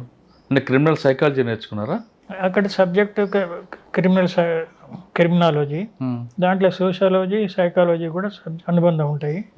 2 years కోర్సులో ఫస్ట్ ఇయర్లో అన్ని బేసిక్ ఉంటాయి. ఇవి సెకండ్ ఇయర్లో 2 semesters కంప్లీట్ ఇదే ఉంటుంది. ఒక ప్రాజెక్ట్ ఉంటుంది. ఆ ప్రాజెక్ట్ కొరకు సెలెక్టెడ్ స్టేట్స్ 2-3 స్టేట్లు పెట్టుకారు. నేను ఢిల్లీ అండ్ కలకత్తా పెట్టుకున్నాను. ఆ 2 స్టడీ చేసుకుని అది సబ్మిట్ చేశాను. అంటే మీరు తీసుకున్న కేస్ స్టడీ ఏంటండి అప్పుడు? Prisoners premature release. అచ్చా, ఓకే. ఇప్పుడు కూడా లైఫ్ అంటే లైఫ్ వరకు ఉండరు. అప్పుడు some time that cases will reviewed, దాని కాబట్టి ప్రీమేచర్ రిలీజ్. దాన్ని యూనిఫామ్ ఒక్కొక్క స్టేట్కి ఒక తీరుగా ఉంది. దాన్ని యూనిఫామ్ స్టడీగా చేసి సబ్మిట్ చేశాము. అది అట్లా సరే, అది ఇటువంటి ఎన్నో వస్తుంటాయి ప్రోగ్రామ్స్. అది జరిగింది. అది ఓకే. అలా అయిన తర్వాత చంచల్ కూడా పోస్టింగ్ చంచల్ కూడా. ఇక్కడ వేరేగా ఉంటారు కానీ క్రిమినల్స్ ఎలాగ ఉండదు మీకు? వేరే ఎందుకు ఉంటారు, ఇప్పుడు నట్టు అప్పుడు ఉంటారు. కాకపోతే మనం తిరిగి వచ్చినాం కాబట్టి మన పెర్ఫార్మెన్స్ కొద్దిగా డిఫరెంట్ ఉంటుందిలేండి. వాళ్ళకు మనకు కొద్దిగా డిఫరెంట్ ఉంటుంది. అట్లా అక్కడ ఎంతకాలం పనిచేస్తారండి? 80 వరకు చేశాను. 76 to 80 4 years. ఆడున్నప్పుడే ప్రమోషన్ వచ్చింది జైలర్గా. సార్ 76 to 80 మధ్యన మీకు అక్కడ ట్రబుల్ మాంగర్ ఏమైనా ఎదురుపడ్డారా? అంటే అట్లా కరెక్ట్గా ఐడెంటిఫై ఇప్పుడు నేను ఎక్కువ టైం ఆడ ఏం పని చేశానంటే, అప్పుడు వెల్ఫేర్ ఆఫీసర్ పోస్ట్ ఖాళీ ఉండే. నేను ఇన్ఛార్జ్ వెల్ఫేర్ ఆఫీసర్ ఇచ్చి నేను ఎక్కువ వెల్ఫేర్ వర్కే చూశాను. ప్రిజనర్స్ది వాళ్ళ యొక్క ఫ్యామిలీ మ్యాటర్స్, రిలీజ్ మ్యాటర్స్, వాటికి సంబంధం వచ్చినాయని అవి చూసేవాడిని. ఇక రెగ్యులర్ డ్యూటీ అంటే అందరితోటి నైట్ డ్యూటీ చేసేవాడిని, మార్నింగ్ అంతా కలిసి తిరిగేవాడిని. నార్మల్ వరకు జరిగేది. తర్వాత ఈ ప్రీమేచర్ రిలీజ్ ఎవ్రీ 3 years కోటి మీటింగ్ ఉంటుంది. దానికి ప్రిపేర్ చేయాలి రికార్డ్స్, ఎలిజిబుల్ క్యాండిడేట్. ఎక్కువ అడ్మినిస్ట్రేషన్ వర్క్ అంతా మీరు చూస్తారు. ఆ పోస్ట్కి అదే పని, వెల్ఫేర్ ఆఫీసర్ పోస్ట్. ఇది నార్మల్గా అయితేనే ఎగ్జిక్యూటివ్ వర్క్స్ ఉంటాయి. ఇది వెల్ఫేర్ ఆఫీసర్. నేను ఎక్కువ కాలం హైదరాబాద్లో అదే పని చేశాను. ఆ పోస్ట్ ఖాళీ ఉంటుంది. తర్వాత జైలర్గా ప్రమోషన్ వచ్చింది. అక్కడ అప్పుడు ఉన్నప్పుడు అన్ని జైలర్ ప్రమోషన్ వచ్చింది. జైలర్కి ఎక్కడికి వెళ్ళారు? అన్ని పోస్టింగ్ ఇచ్చారు. చంచల్గూడలో జైలర్. అక్కడ ఎంతకాలం పనిచేస్తారు జైలర్? అదే 4 yearsలో 4 yearsలో 2 years జైలర్. ఓకే. చేసి మళ్ళీ జైలర్ ప్రమోషన్. అప్పుడే ఉందండి సార్ మీ వర్క్? అంటే నేచర్ ఆఫ్ ది అది. ఇక మిగతావి ఉంటాయి కదా దానికి సంబంధించింది, చెక్కింగ్ గిట్ అవి ఉంటాయి కదా. జైలర్ అంటే కొద్దిగా ఇన్స్పెక్షన్ క్యాడర్కి వస్తుంది అన్నట్టు. డిప్యూటీ జైలర్ మీద కొద్దిగా సూపర్వైజర్. డిప్యూటీ జైలర్ అంటే నా యూనిఫామ్గానే ఉంటాం అందరం. జైలర్ కొద్దిగా చెక్కింగ్కి వస్తుంది. సార్ జైలర్ అనగానే మార్నింగ్ రౌండ్స్, అడ్మినిస్ట్రేషన్ బ్లాక్ని తీసుకురావడం, వాళ్ళు ఉన్నారా లేదా కౌంట్ చేయడం, తర్వాత ఫుడ్ అయిన తర్వాత మీరే ఫస్ట్ అది Taste సూపర్, చేయడం. అదే సూపర్, ఇవన్నీ కార్యక్రమాలు చేసేవారా? అది ఎవ్రీ డే జరిగేది అది. అంటే మార్నింగ్ ఎన్ని గంటల రౌండ్స్ ఉంటాయి సార్? 9. 9. సార్ సాధారణంగా అప్పట్లో, అంటే ఇప్పుడంటే వేరేగా ఉన్నాయి కానీ అప్పట్లో సూర్యోదయం అయిన తర్వాత తీసేవారా లేదా ముందు తీసేవారా లాకప్ ఓపెన్ చేయడం? దానికి సూర్యోదయం సూర్యాస్తమయమే టైమింగ్స్ దానికి ఇప్పటికి కూడా. ఇప్పటికి కూడా. ఇప్పుడు వింటర్ సీజన్లోనేమో ఈవినింగ్ తొందరగా అవుతుంది, సమ్మర్ సీజన్ లేట్గా అవుతుంది. అట్నే లాకప్ కూడా అదే పీరియడ్లో లేట్ అవుతుంది. సన్సెట్ అయ్యే వరకు అయిపోవాలి లాకప్. అచ్చా. సన్ రైజ్ అయ్యే నుండి అన్లాకప్ చేయాలి. అన్లాకప్ చేసి కౌంటింగ్ అది చేసి అన్ని కూర్చోబెట్టి కౌంటింగ్ చేసుకొని అవన్నీ రిపోర్ట్లు రెస్పెక్టివ్ బ్యారెక్ది డే టైం వచ్చే వార్డర్స్ వస్తారు, నైట్ టైం ఉన్న వార్డర్స్ ఉంటారు. ఆ ఇద్దరు చేసి దిగిపోయే వార్డర్ వచ్చి అక్కడ రిపోర్ట్ చేస్తాడు ఏమేమి వచ్చి గేట్లో. అవన్నీ వచ్చిన తర్వాత ఒక బెల్ కొడతారు, 2 బెల్ కొడితే అది అన్లాకప్ క్లియర్ అయినట్లు లెక్క. సరౌండింగ్లో ఉన్న క్వార్టర్స్లో ఉన్న ఆఫీసర్స్ సూపరింటెండెంట్కి వస్తుంది bell. That is unlock up. Lockup కూడా అంతే, సన్సెట్ వరకు కౌంట్ చేసుకుంటూ వస్తారు, సన్సెట్ వరకు తీసుకొస్తారు. మొత్తం వార్డర్స్ అంతా రిపోర్ట్ చేస్తారు గేట్కి వచ్చి. డ్యూటీ ఆఫీసర్ రిసీవ్ చేసుకొని టోటల్ టాలీ చేసి ఆనాడు అన్లాకప్ ప్లస్ ఆనాడు అడ్మిషన్ టోటల్, ఆనాడు రిలీజ్ మైనస్ బ్యాలెన్స్, ఈ ఫిగర్కు వీళ్ళు తీసుకొచ్చిన కౌంటింగ్ టాలీ కావాలి. సార్ ఒకసారి లాకప్ అయిన తర్వాత అడ్మిషన్స్ వస్తాయి, అప్పుడు ఏం చేస్తారు? తీసుకోము కదా. తీసుకోరా? కానీ ఇప్పుడు తీసుకుంటున్నారు కదా. అంటే వాళ్ళు చెప్తే మొదలే చెప్పి పెడితే వాళ్ళు ఎక్కడ పెడతారండి అప్పుడు? అడ్మిషన్ బ్లాక్లో పొడక పెడతారా? ఇప్పుడు రాగానే ఫస్ట్ అందరిని తీసుకొచ్చి ఒకటే అడ్మిషన్ బ్లాక్లో పెడతాము. సెకండ్ డే సూపరింట్ రౌండ్లో వాళ్ళందరూ నిలబెడతారు. సూపరింటెండెంట్ అందరూ ఉంటారు, ఆఫీసర్స్, టోటల్ ఆఫీసర్స్. వాళ్ళు చూసుకుంటా ఒక్కొక్కరినొకరిని వెరిఫై చేసుకుంటా ఏ బ్లాక్ చేయాలని సూపరింటెండెంట్. అంటే కేసు స్టడీ బట్టి మారుస్తుంటారా? అంటే అందరం గొంప కొద్దుకు వేరు. ఒక మర్డర్ కేసు ఒకటికి, సెల్ ఫోన్ దొంగతనం కేసులో ఒకరికి, అలా రేప్ కేసు ఇండివిజువల్ కేసులను బట్టి అలాట్ చేస్తారు బ్లాక్స్. హ్యాబిచువల్ అఫెండర్ సెపరేట్ ఫ్రెష్గా వచ్చిన వాటికి సపరేట్. కానీ ఫ్రెష్గా వచ్చిన వాడిని తీసుకొచ్చి హ్యాబిచువల్ కలపరు.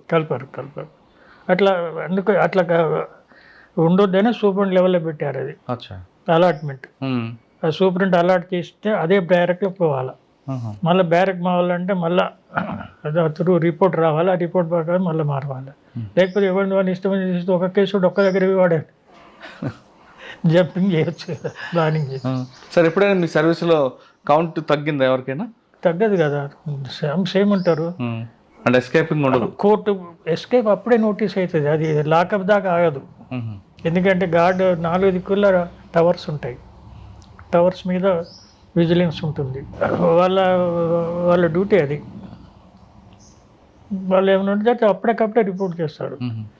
అప్పట్లో హాస్పిటల్ ఉంటుంది, ఎవరైనా పడుకోవడానికి డబ్బులు ఉంటే హాస్పిటల్లో పడుకోవచ్చు అనేది ఉంది, వారు నిజం అంటారు అది? ఇప్పుడు హాస్పిటల్ అనేది మెడికల్ ఆఫీసర్స్ కంట్రోల్ ఉంటుంది. అది మెడికల్ ఆఫీసర్ 2 రకాలు. సేమ్ బ్యారెక్లో ఉండి కొద్దిగా అతన్ని స్పెషల్ డైట్ అని రాస్తాడు. స్పెషల్ డైట్ అంటే extra milk, bread apart from regular diet అలా ఉంటుంది. ఇక మరీ సిక్ అయితే హాస్పిటల్ షిఫ్ట్ చేస్తాడు, ఆయన హాస్పిటల్లో అడ్మిట్ అవుతాడు. హాస్పిటల్ అంటే సేమ్ బ్లాక్, సేమ్లో ఒక బ్లాక్ అది, దాంట్లో ఉంటాడు. అక్కడ అవుట్ పేషెంట్ వింగ్ ఉంటుంది, అక్కడ డాక్టరు, తర్వాత కాంపౌండర్స్ వాళ్ళందరూ ఉంటారు. అక్కడేం ఫెసిలిటీస్ ఏముండవు. ఫెసిలిటీస్ కదా, కింద పడుకోవడం కష్టం అన్నాడు, డబ్బులు ఇస్తే హాస్పిటల్ పంపిస్తారు, మంచం మీద పడుకోవచ్చు అనేది ఉండేది. అది అవి ఉన్నాయి, కొద్దిగా ఉంటాయి, 2-3 ఉంటాయి అందులో. అవి ఎంతమంది పోతారు ఆడికి? సార్ సాధారణ డైట్ ఏ ఉండేదండి అప్పట్లో? డైట్ మన స్టేట్ ప్రెజెంట్ డైట్, ఇది మోడల్ డైట్ ఇన్ ఇండియా.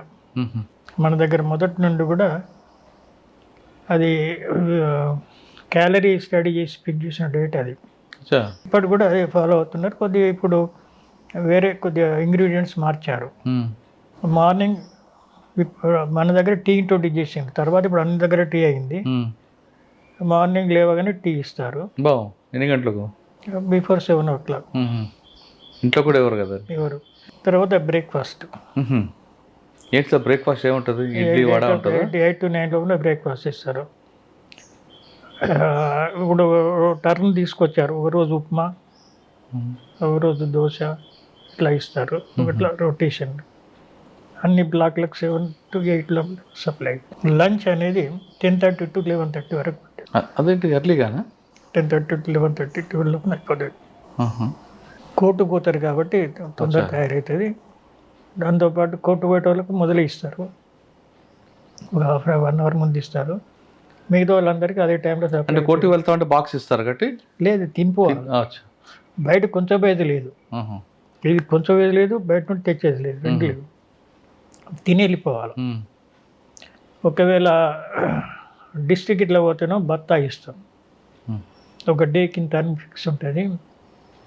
గార్డుకి ఇస్తే గార్డు వాళ్ళకు అరేంజ్ చేయాలి. ఇక లోకల్ కోర్టు పోతే భోజనం చేసిపోతారు, మళ్ళీ వచ్చినాక చేస్తారు. డిన్నర్ టైం వాళ్ళకి రాకపోతే ఆ బ్యారక్ వార్డర్ ఉంటాడు, ఒక్కొక్క బ్యారక్ ప్రిజనర్లో ఒక వార్డర్ ఉంటాడు, అతను తీసి పెడతాడు వాళ్ళకు. కోర్టు రిటర్న్ వాళ్ళకు తీసి పెడతాడు.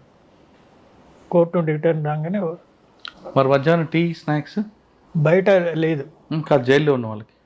జైల్లో mid day tea, afternoon tea ఇస్తారు 3 o'clock టైంలో, 2 to 3. సమోసా అవి ఇస్తారా? ఇప్పుడు ఏమి ఇస్తుండ్రో కానీ అప్పుడు ఏం లేకుండా ఓన్లీ టీ ఇచ్చేది. ఇప్పుడు కొంచెం ఇంప్రూవ్ చేసినట్టున్నారు. మరి నాన్ వెజ్ అండి? ఎవ్రీ సండే నైట్ అంటే డిన్నర్ అంటే అదే 5 o'clock లోపల అయిపోతుంది. ఎవ్రీడేనో మార్నింగ్ లంచ్లో దాల్, పప్పు, 3 పప్పుల వల్ల సోమవారం ఒక పప్పు, మంగళవారం ఒక పప్పు, బుధవారం ఒక పప్పు, మళ్ళీ కందిపప్పు, పెసరపప్పు, శనగపప్పు లాగా 3 మళ్ళీ రిపీట్ అవుతుంటాయి 6 రోజులు. సండే నాడు లంచ్కి వెజిటబుల్స్, అదర్ డేస్ ఏమో డిన్నర్కి వెజిటబుల్స్. సండే నాడు లంచ్కి వెజిటబుల్, డిన్నర్కు non veg. Non veg mutton, chicken, fish? అప్పుడు ఒక మటనే ఉండేది. తర్వాత చర్లపల్లి పౌల్ట్రీ స్టార్ట్ అయినాక చికెన్ ఆల్టర్నేట్ పెట్టారు. సార్ మటన్ మనం తిన్నంత ఇస్తారా? దానికి క్వాంటిటీ ఇంత ఉంటుందా? 170 grams ఉంటుంది. అది వండితే ఇంకో 250 వెళ్తుంది కదా, అట్లా వస్తుంది. ఇక్కడ అదే క్యాల్కులేషన్లో తీసుకుంటారు. మటన్ ఆడ ఇస్తారు, వండుతారు. ఎక్స్ట్రా కావాలనుకుంటే ఎక్స్ట్రా ఉండదు అంతే. సార్ నాన్ వెజ్ తిన్న వాళ్ళు ఉంటారు, వాళ్ళకి స్పెషల్ ఏంటి? వాళ్ళకు ఆలు కూర ఉంటారు. ఏదో సమ్ స్వీట్ ఏదో తయారు చేసుకుంటుంది వాళ్ళు. స్వీట్ ప్లస్ ఆలు 2 కలిపి కాంపెన్సేషన్. దీని బదులు రైస్ అదే ఉంటుంది, రసం దాల్ అదే ఉంటుంది. మటన్ బదులు ఆలుగడ్డ కూర. కొంతమందికి సిగరెట్, గంజాయి కావాలనుకుంటారు, అప్పుడు సిగరెట్లు అనేది ఇంటర్వ్యూలో వస్తే ఇచ్చేది. ఇప్పుడు మొత్తం బ్యాన్ చేసిందట. ఇప్పుడు ప్రస్తుతం అయితే లోపల ధూమపానం లేదు అనుకుంటున్నాను నేను. అప్పుడు ఇంటర్వ్యూలు ఇచ్చేవాళ్ళు, క్యాంటీన్ ఇంటర్వ్యూలో వస్తారు కదా వాళ్ళు ఇచ్చేవాళ్ళు. క్యాంటీన్లో కూడా అమ్మేవాళ్ళు. లోపల క్యాంటీన్ ఉంటుంది, క్యాంటీన్లో బిస్కెట్లు, కూల్ డ్రింక్స్ ఉండవు, బిస్కెట్లు, తర్వాత పిప్పరిమట్ టైప్ అటువంటివి పెడతారు. అవి కూపన్ మీద తీసుకుంటారు వాళ్ళు క్యాష్ ఉండదు కదా. నాకు ఇన్ని కూపన్లు కావాలని అంటే దాని లిమిట్ ఉంది. అతను పీపీసీ అనే వాళ్ళు అడ్మిట్ అయినప్పుడు ఆయన పేరు మీద పీపీసీ అనే పర్సనల్ క్యాష్ అందులో పెడతారు ఆ డబ్బులు. ఆ అకౌంట్ తెరిచి ఆయన డబ్బులు ఉన్నాయంటే ఎంత కావాలంటే ఇంత అంటే అన్ని కూపన్లు ఇచ్చాడు, ఆయన అమౌంట్ డిడక్ట్ అవుతుంది. ఇది ఆ క్యాంటీన్ అకౌంట్లోకి వెళ్ళిపోతుంది ఈ అమౌంట్. వాళ్ళ దగ్గర కూపన్స్ ఉంటాయి. ఆ కూపన్ తోటి ఇప్పుడు టీలు కూడా ఇచ్చి క్యాంటీన్లో టీ పెట్టిండట, బిస్కెట్లు. సరే ఇవేమి ఉన్నాయి ఇప్పుడు, అవి కొనుక్కొని తింటారు వాళ్ళు. అదే ఒక ఫెసిలిటీ ఉంది. సార్ మీరు జైలర్గా పనిచేసే సమయంలో సినిమాలో చూపించినట్లు ఎవరైనా మేము తిరగబడ్డం చేశారా? అదేమీ జరగలేదండి. అదే మీరు ఎప్పుడు జైలర్ హుకుం అనలేదా? ఇప్పుడు అక్కడ సిచ్యువేషన్ వాళ్ళకి ఏముంటుంది అంటే వాళ్ళు ప్రిజనర్స్, ఇది ఒక అడ్మినిస్ట్రేషన్. ఇండివిజువల్గా ఎవరికేమి అందులో ఉండదు. ఇప్పుడు వార్డర్స్ లోపలికి అంటే అది తప్పు కాదు కదా, వాడు లోపల ఒత్తిడి కూడా పోన్నాడు వాడు. అందులాగా బయటకు రా అంటే రావాలి. అది అడ్మినిస్ట్రేషన్ పర్సనల్గా ఏం సార్ అక్కడ వచ్చే వాళ్ళందరూ క్రిమినల్స్. ఒకసారి వాళ్ళు తిరగబడితే ఏం చేయలేండి, మీ పరిస్థితి మీది. మీ దగ్గర ఆయుధాలు ఉండవు, కేవలం మాటలతోని చూపులతోని ఎలాగా వాళ్ళు కంట్రోల్ చేసేవారండి. ఇప్పుడు ఇంట్లో కంట్రోల్ ఏం లేదు, వాళ్ళకి తెలుసు ఇది జైలు. కానీ కొంతమంది ఎదురు పడతారు కదా, తిరగబడతారు కదండి. ఇంతవరకు తిరగబడతారు, వాడు గార్డ్ మీద మొదలు తోటి ఖైదీ మీద తిరగబడతాడు. అప్పుడే ఐడెంటిఫై అవుతాడు, వీడికి పేరు వచ్చేసాను. వన్ మీద స్పెషల్గా కేర్ పెడతాం. తోటి ఖైదీ మీద తిరగబడతాడు, గార్డు మీద తిరగబడతాడు. గార్డు మీద తిరగబడితే అప్పటికి ఐడెంటిఫై అవుతాడు, ఇవన్నీ ఐసోలేట్ చేస్తాము. ఆఫీసర్ మీద తిరగబడి అంతవరకు రాదు, వస్తే సపరేట్ చేస్తాం అంతే వాడిని. ఓకే సార్, చంచలగూడ నుంచి ఎక్కడికి వచ్చారండి నెక్స్ట్ మళ్ళీ చర్లపల్లికి వెళ్ళాను. Same PSC Cherlapalli. ఓకే, అక్కడ ఎంతకాలం చేశారు? 80 నుండి 83, 2.5 years చేశాను. అంటే అప్పుడు చర్లపల్లికి ఇప్పుడు చర్లపల్లి మార్పు వచ్చిందా మీరు వెళ్ళిన తర్వాత? అంటే సేమ్ కదా, ఓపెన్ ఎయిర్ జైల్ రూల్స్ అవే ఉంటాయి. కాకపోతే పౌల్ట్రీ ఒకటి వచ్చిన తర్వాత అప్పుడే సెకండ్ టైం 80లో పౌల్ట్రీ వచ్చింది, డైరీ వచ్చింది, ఎక్కువ ఫ్రూట్ గార్డెన్స్ డెవలప్ అయినాయి, మ్యాంగో ఎక్కువ, మ్యాంగో గ్రోవర్స్ ఇట్లా పోయింది. తర్వాత అక్కడ 2 సంవత్సరాలు చేశారా? 83 వరకు చేశాను. రైట్, నెక్స్ట్ అండి 83కి కడప వెళ్ళాను. కడప, అక్కడ డిస్ట్రిక్ట్ జైలు సూపరింటెండెంట్కి పోయాను, డిఎస్పీకి పోయాను. కడప డిస్ట్రిక్ట్ జైలు ఉండి అప్పుడే కొత్త జైలు ఇయర్ మార్క్ చేశాను కానీ స్టార్ట్ కాలేదు. తర్వాత పోయినాక అవన్నీ చేసి కంప్లీట్ చేయించినాము. అక్కడ 3 years ఉన్నాను, 83 నుండి 86. ఓకే, అప్పుడు ఎవరు ఎదురుపడ్డారండి మీకు కడపలో మేజర్ క్రిమినల్స్? అప్పుడు ఏదో పొద్దుటూరు క్రిమినల్స్. అవునా? ఎంవి రమణారెడ్డి. ఎంవి రమణారెడ్డి వాళ్ళ కడప జైల్లో ఎలాగుండేదండి వాళ్ళ యాటిట్యూడ్? డిఫరెంట్గా ఉంటుంది ఎట్లయినా కొద్దిగా. మేము కూడా కొద్దిగా డిఫరెంట్. రాజశేఖర రెడ్డి గారు చంపిన వ్యక్తులు, సారీ రాజారెడ్డి గారు చంపిన వ్యక్తులు కూడా వచ్చేవారా, ఉన్నారు అప్పుడు? ఆ టైంలో రాజారెడ్డి గారిది కరెక్ట్ ఐడియా వస్తలేదు. రమణారెడ్డి గారు చూసారు. రమణారెడ్డి అయితే ఉండే, డాక్టర్ రమణారెడ్డి ఆయన జైల్లో ప్రవర్తన ఎలాగుండేదండి? మా ఆర్గ్యుమెంట్ చేసేవాడా లేదా కామ్గా ఉండేవాడు? కామ్గా ఉండేవాడు, ఆర్గ్యుమెంట్ చేసేవాడు. వాళ్ళది యాక్చువల్గా ఆయన ఈ ప్రొఫెషన్ ఇందుకు రావాల్సి లేకుండే, ఎట్లా వచ్చాడు. ఎందుకు వచ్చారండి? ఆయన డాక్టర్ కదా. అంటే ప్రొద్దుటూరు లోకల్ ఆడ 2 groups ఉన్నాయి, ఆ 2 groupsలో ఇదో ప్రాబ్లం. దానివల్ల ఎవరిని లాగుతారు, అందులోకి లాగుతారు ఆ కాలంలో. ఇప్పుడు జర ఎడ్యుకేటెడ్ అయినట్టున్నారు కానీ అప్పుడు లాగుతారు. అట్లా జరిగి ఒక గ్రూప్లో ఉంటే అందరినీ పెడతాడు వాడు, అట్లా సఫర్ చేయాలి. కడప నుంచి ఎక్కడికి వచ్చారు సార్? నెక్స్ట్ కడప నుండి నల్గొండకు ఎంతకాలం చేశారు? నల్గొండకు నేను కడప 83లో పోయి 86లో నల్గొండకు వచ్చాను. 4 years ఉన్నాను నల్గొండలో. అక్కడే ఉందండి మీకు అప్పుడు? దానికి ఇది మార్పు ఉందా కడపకి నల్గొండకి? డ్యూటీ సేమ్, క్రిమినల్స్ మారుతుంటారు, ప్రిజనర్స్ కొద్దిగా తేడా ఉంటారు. ఇక్కడ ఇటువంటి రాయలసీమ బాగుంది, ఇక్కడ బాగుంది క్రిమినల్స్? ఇక బాగాని కాదు, ఎక్కడిది అక్కడనే. అప్పుడు ఇక్కడ మీకు ఎక్కువ నక్సల్స్ కనిపించేవారేమో కదా నల్గొండ? అంటే టాప్ నక్సలైట్స్ ఆడబెట్టకపోయేది కదా, సెంట్రల్ జైలు పెట్టేది. లోకల్గా ఉన్న వాళ్ళు కొద్దిగా ఉంటారు, నార్మల్గానే. అక్కడ పెద్ద తేడానే అవ్వకూడదు. ఓకే, అక్కడ లోకల్ కోర్టులకే వెళ్ళిపోతుంటారు. సెంట్రల్ జైల్లో నుండి ఉన్న ఖైదీ లోకల్ కోర్టుకి ఇక్కడ సెకండ్ కేసు ఉంటే వచ్చి ట్రయల్ అయ్యేదాకుండా మళ్ళీ వెళ్ళిపోతాడు. ఓహో, తర్వాత అండి అటు నుండి సంగారెడ్డి. ఓకే, ఎంతకాలం చేశారు అక్కడ?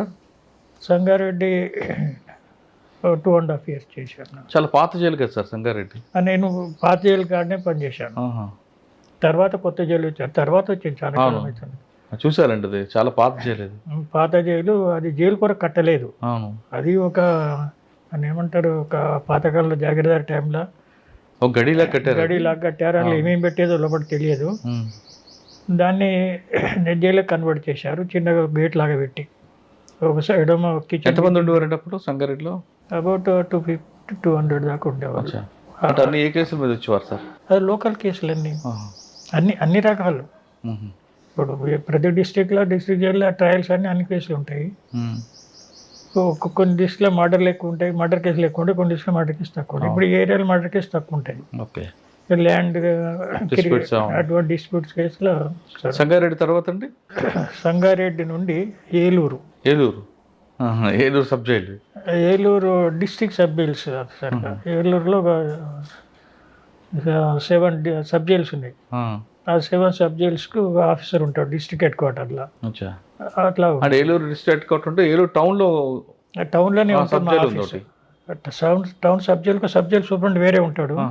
మేమేమో దానికి సూపర్విజన్ క్యాడర్ అంటాం. అచ్చా. 7 సబ్ జైళ్లకు ఈ డిఐజిఓ ఆఫీసు వాళ్ళ అడ్మినిస్ట్రేషన్ అంతా మాని ఉండే జరుగుతుంటుంది. ఓకే.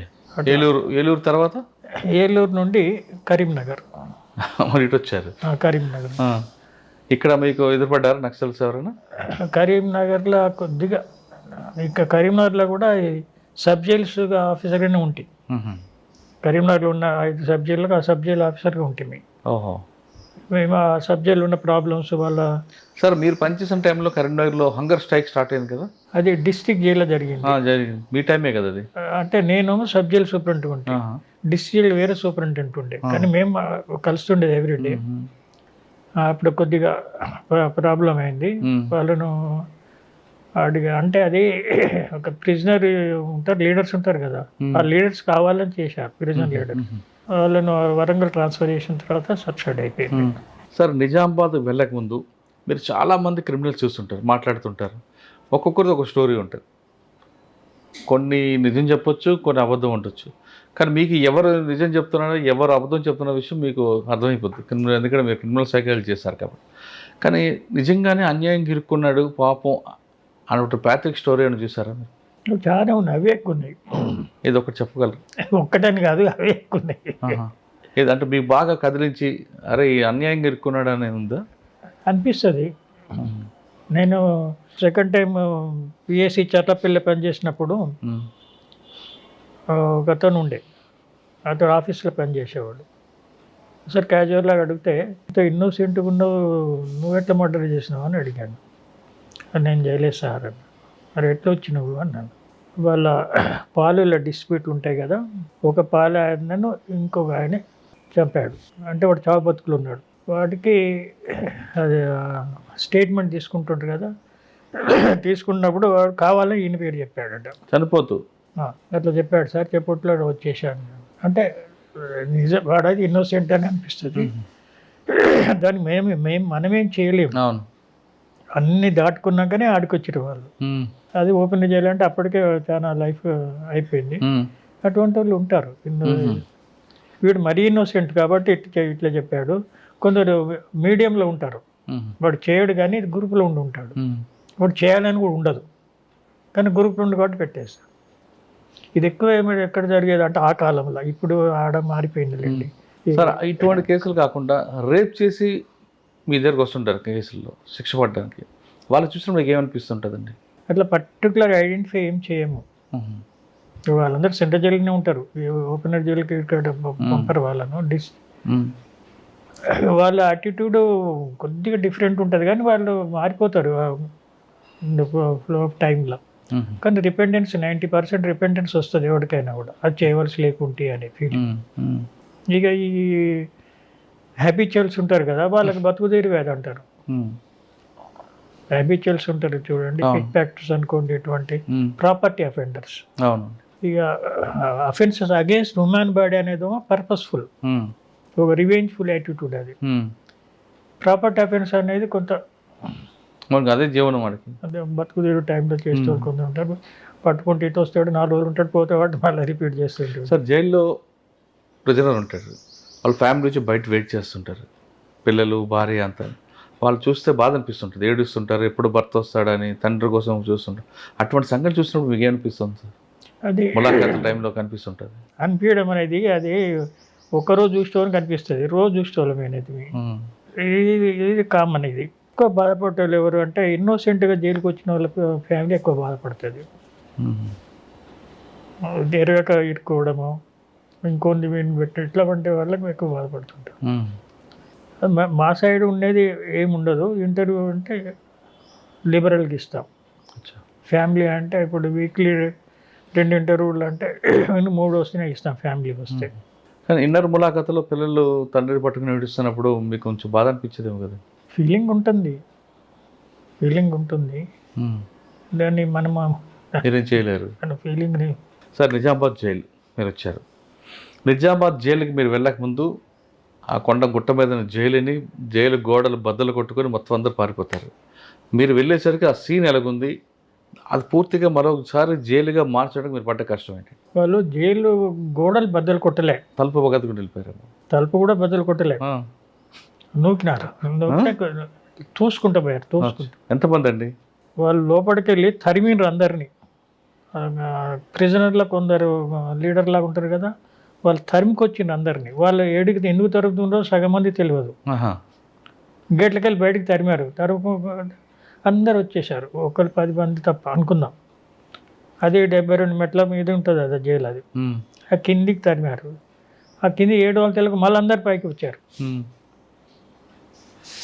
వాళ్ళు ఎటు వాళ్ళు తెలియదు కదా వాళ్ళకి కూడా. మళ్ళీ వాళ్ళకి తెలుసు, మళ్ళీ పట్టుకుంటారు, ఇవన్నీ శిక్షలు ఎక్కువ అయితే అని తెలిసి మళ్ళీ అందరు పైకి వచ్చారు. ఫైనల్గా చూస్తే about 72 members or less escape. ఎందుకండి? వాళ్ళని ఎస్కేప్ కింద చేసి వాళ్ళని లిస్ట్ తయారు చేసి. ఎందుకు ఎస్కేప్ అవ్వాలంటున్నారు జైలు నుండి? అది రౌడీజం, గుండాయిజం లేకుండా. నిజామాబాద్ జైలు ఎట్లా అంటే 3 స్టేట్స్ బార్డర్ మీద ఉంది అది. ఇటు ఆంధ్రప్రదేశ్, అటు కర్ణాటక, అటు మహారాష్ట్ర.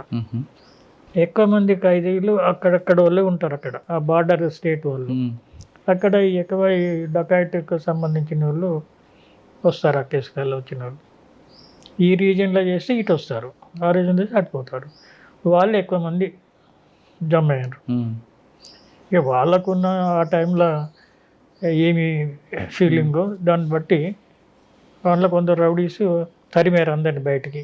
వాళ్ళు తలుపులు తోసుకుంటే అది ఉగాది రోజు తోసుకుంటే లెస్ సెక్యూరిటీ అనిపించింది వాళ్ళకు. మళ్ళీ మిగతా వాళ్ళందరూ పైకి వెళ్ళిపోయారు. ఉన్నోళ్ళు లెక్కేసుకుంటే తక్కువ ఉన్న వాళ్ళని లెక్కేసుకున్నారు, సరిపోయింది. దాని తర్వాత వాళ్ళు తిరిగి వచ్చారు అందరూ. సార్ నిజామాబాద్ జైలుకి వెళ్ళకముందు మీరు సీకాసాకి రిపోర్ట్ చేశారు, హైదరాబాద్లో రిపోర్ట్ చేశారు. హైదరాబాద్ సీకాసాకి. మీరు హైదరాబాద్లో ఉన్నారు నిజామాబాద్ జైలుకి వెళ్ళకముందు. నేను కరీంనగర్లో ఉన్నారు. మీరు రాగానే మీకు నిజామాబాద్కి ట్రాన్స్ఫర్ చేశారు. ఈ ఇన్సిడెంట్ జరిగిన నెక్స్ట్ డే, ఈ సంఘటన జరిగిన వెంటనే మీరు నిజామాబాద్ సూట్ కేసు తీసుకొని బస్ స్టాండ్లో దిగిన తర్వాత ఏం జరిగిందండి? బస్ స్టాండ్ దిగి డిస్ట్రిక్ట్ జైలుకు రిక్షాలు లేదా మాట్లాడితే వాడు నవ్వుతున్నాడు. ఎందుకు? డిస్ట్రిక్ట్ జైలు పేరుని. అదే ఏదో డిస్ట్రిక్ట్ జైలుకి వస్తే రా, లేకపోతే అంటే మొన్ననే జరిగింది కదా సార్, నిన్ననే అదే అంటుండే. సైడ్ అంటే పోయినా ఆడ కింద అది మెట్ల పైన ఉండేది జైలు పైన. కింద గార్డు కింద ఉండేది. కింద గార్డు దగ్గర పెట్టేసి నేను పైకి వెళ్ళిపోయినా. అది చూసినాము. దాన్ని బట్టి అప్పటికప్పుడు. మీరు గుర్తుపట్టారు వాళ్ళు? మీ వాళ్ళు గుర్తుపట్టారు? మొదలు గుర్తుపట్టారు. చెప్పిన తర్వాత వాళ్ళకు ఇన్ఫర్మేషన్ వస్తుంది కదా. అంటే వాళ్ళ వెళ్ళేసరికి ఆల్రెడీ ఇన్సిడెంట్ జరిగింది కాబట్టి అలర్ట్గా ఉన్నారా, ఇంకా రిలాక్స్ మూడ్లో ఉన్నారండి? అట్లని కాదు కానీ ఉండవలసినంత లేరు, టెన్షన్ అనిపించలేదు. సరే దాన్ని బట్టి కొన్ని మార్పులు చేసినాం. సార్ టోటల్గా అంతా మళ్ళీ సెట్ చేయడానికి ఎంతకాలం పట్టిందండి? కరెక్ట్ ఇప్పుడు ఏం చెప్పలేదు, ఇంతకాలం అయింది. అదే ఆటోమేటిక్గా అయిపోతుంది లేండి. అది ఆ ఫీల్డ్లో ఉన్నోడికి తెలుస్తుంది ఆ టైంకు.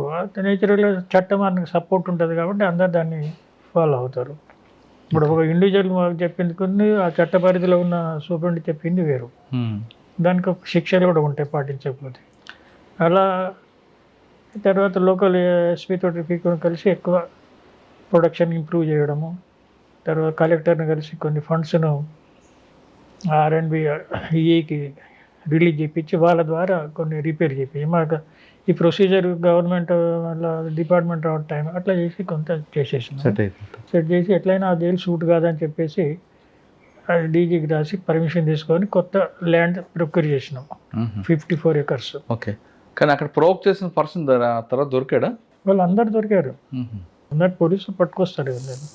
నేను అనుకుంటే ఒక 1-2 people 4 people దొరకనట్టుంది. కానీ వాళ్ళు కూడా ఇక్కడ ఎన్కౌంటర్ చేసిన యూనికిడి మొత్తం దొరికారు. మొత్తం కేసు. సాధారణ జైలు నుంచి పారిపోయిన తర్వాత మీకు ఆ బడ్డీని బాగా పడతారు, ప్రెజర్ ఉంటుంది, తీసుకొచ్చి కొడతారా లేదంటే పనిష్మెంట్ ఎలాగిస్తారు? లేదు కొట్టడం అనేది మళ్ళీ మనకే రిస్క్. ఇప్పుడు ఉమెన్ అసాల్ట్ అనేది ఇప్పుడు ఎవరికైనా రిస్కే, వాడు పొజిషన్లో ఉన్నోడికైనా రిస్కే, నైబర్ కూడా రిస్కే. అది it is not approved by. కానీ జైలుకి వచ్చాక చాలా మంది ఆత్మహత్య చేసుకుంటారు ఎందుకండి? అంటే వాళ్ళు చేసిన ఉంటుంది కదా, పాపంకా ఒక పాపం అని కాదు, ఆ బాధగా రిపెంటెన్స్. అచ్చా, ఎక్కువ వీళ్ళు వైఫ్ని చేసి వచ్చిన వాళ్ళు చేసుకుంటారు, ఫ్యామిలీ మెంబర్స్ని చేసుకునే అవకాశం మేము చేయకుండా చూసుకుంటాము. అయినా కూడా ఒకసారి జరిగితే అట్లా అటువంటి వాళ్ళు జరుగుతారు, కానీ మిగతా వాళ్ళు ఏమి చేసుకోరు. వాళ్ళకు దాడిగా ఒక రిపెంటెన్స్ ఒకటి, నిరాశ రెండు.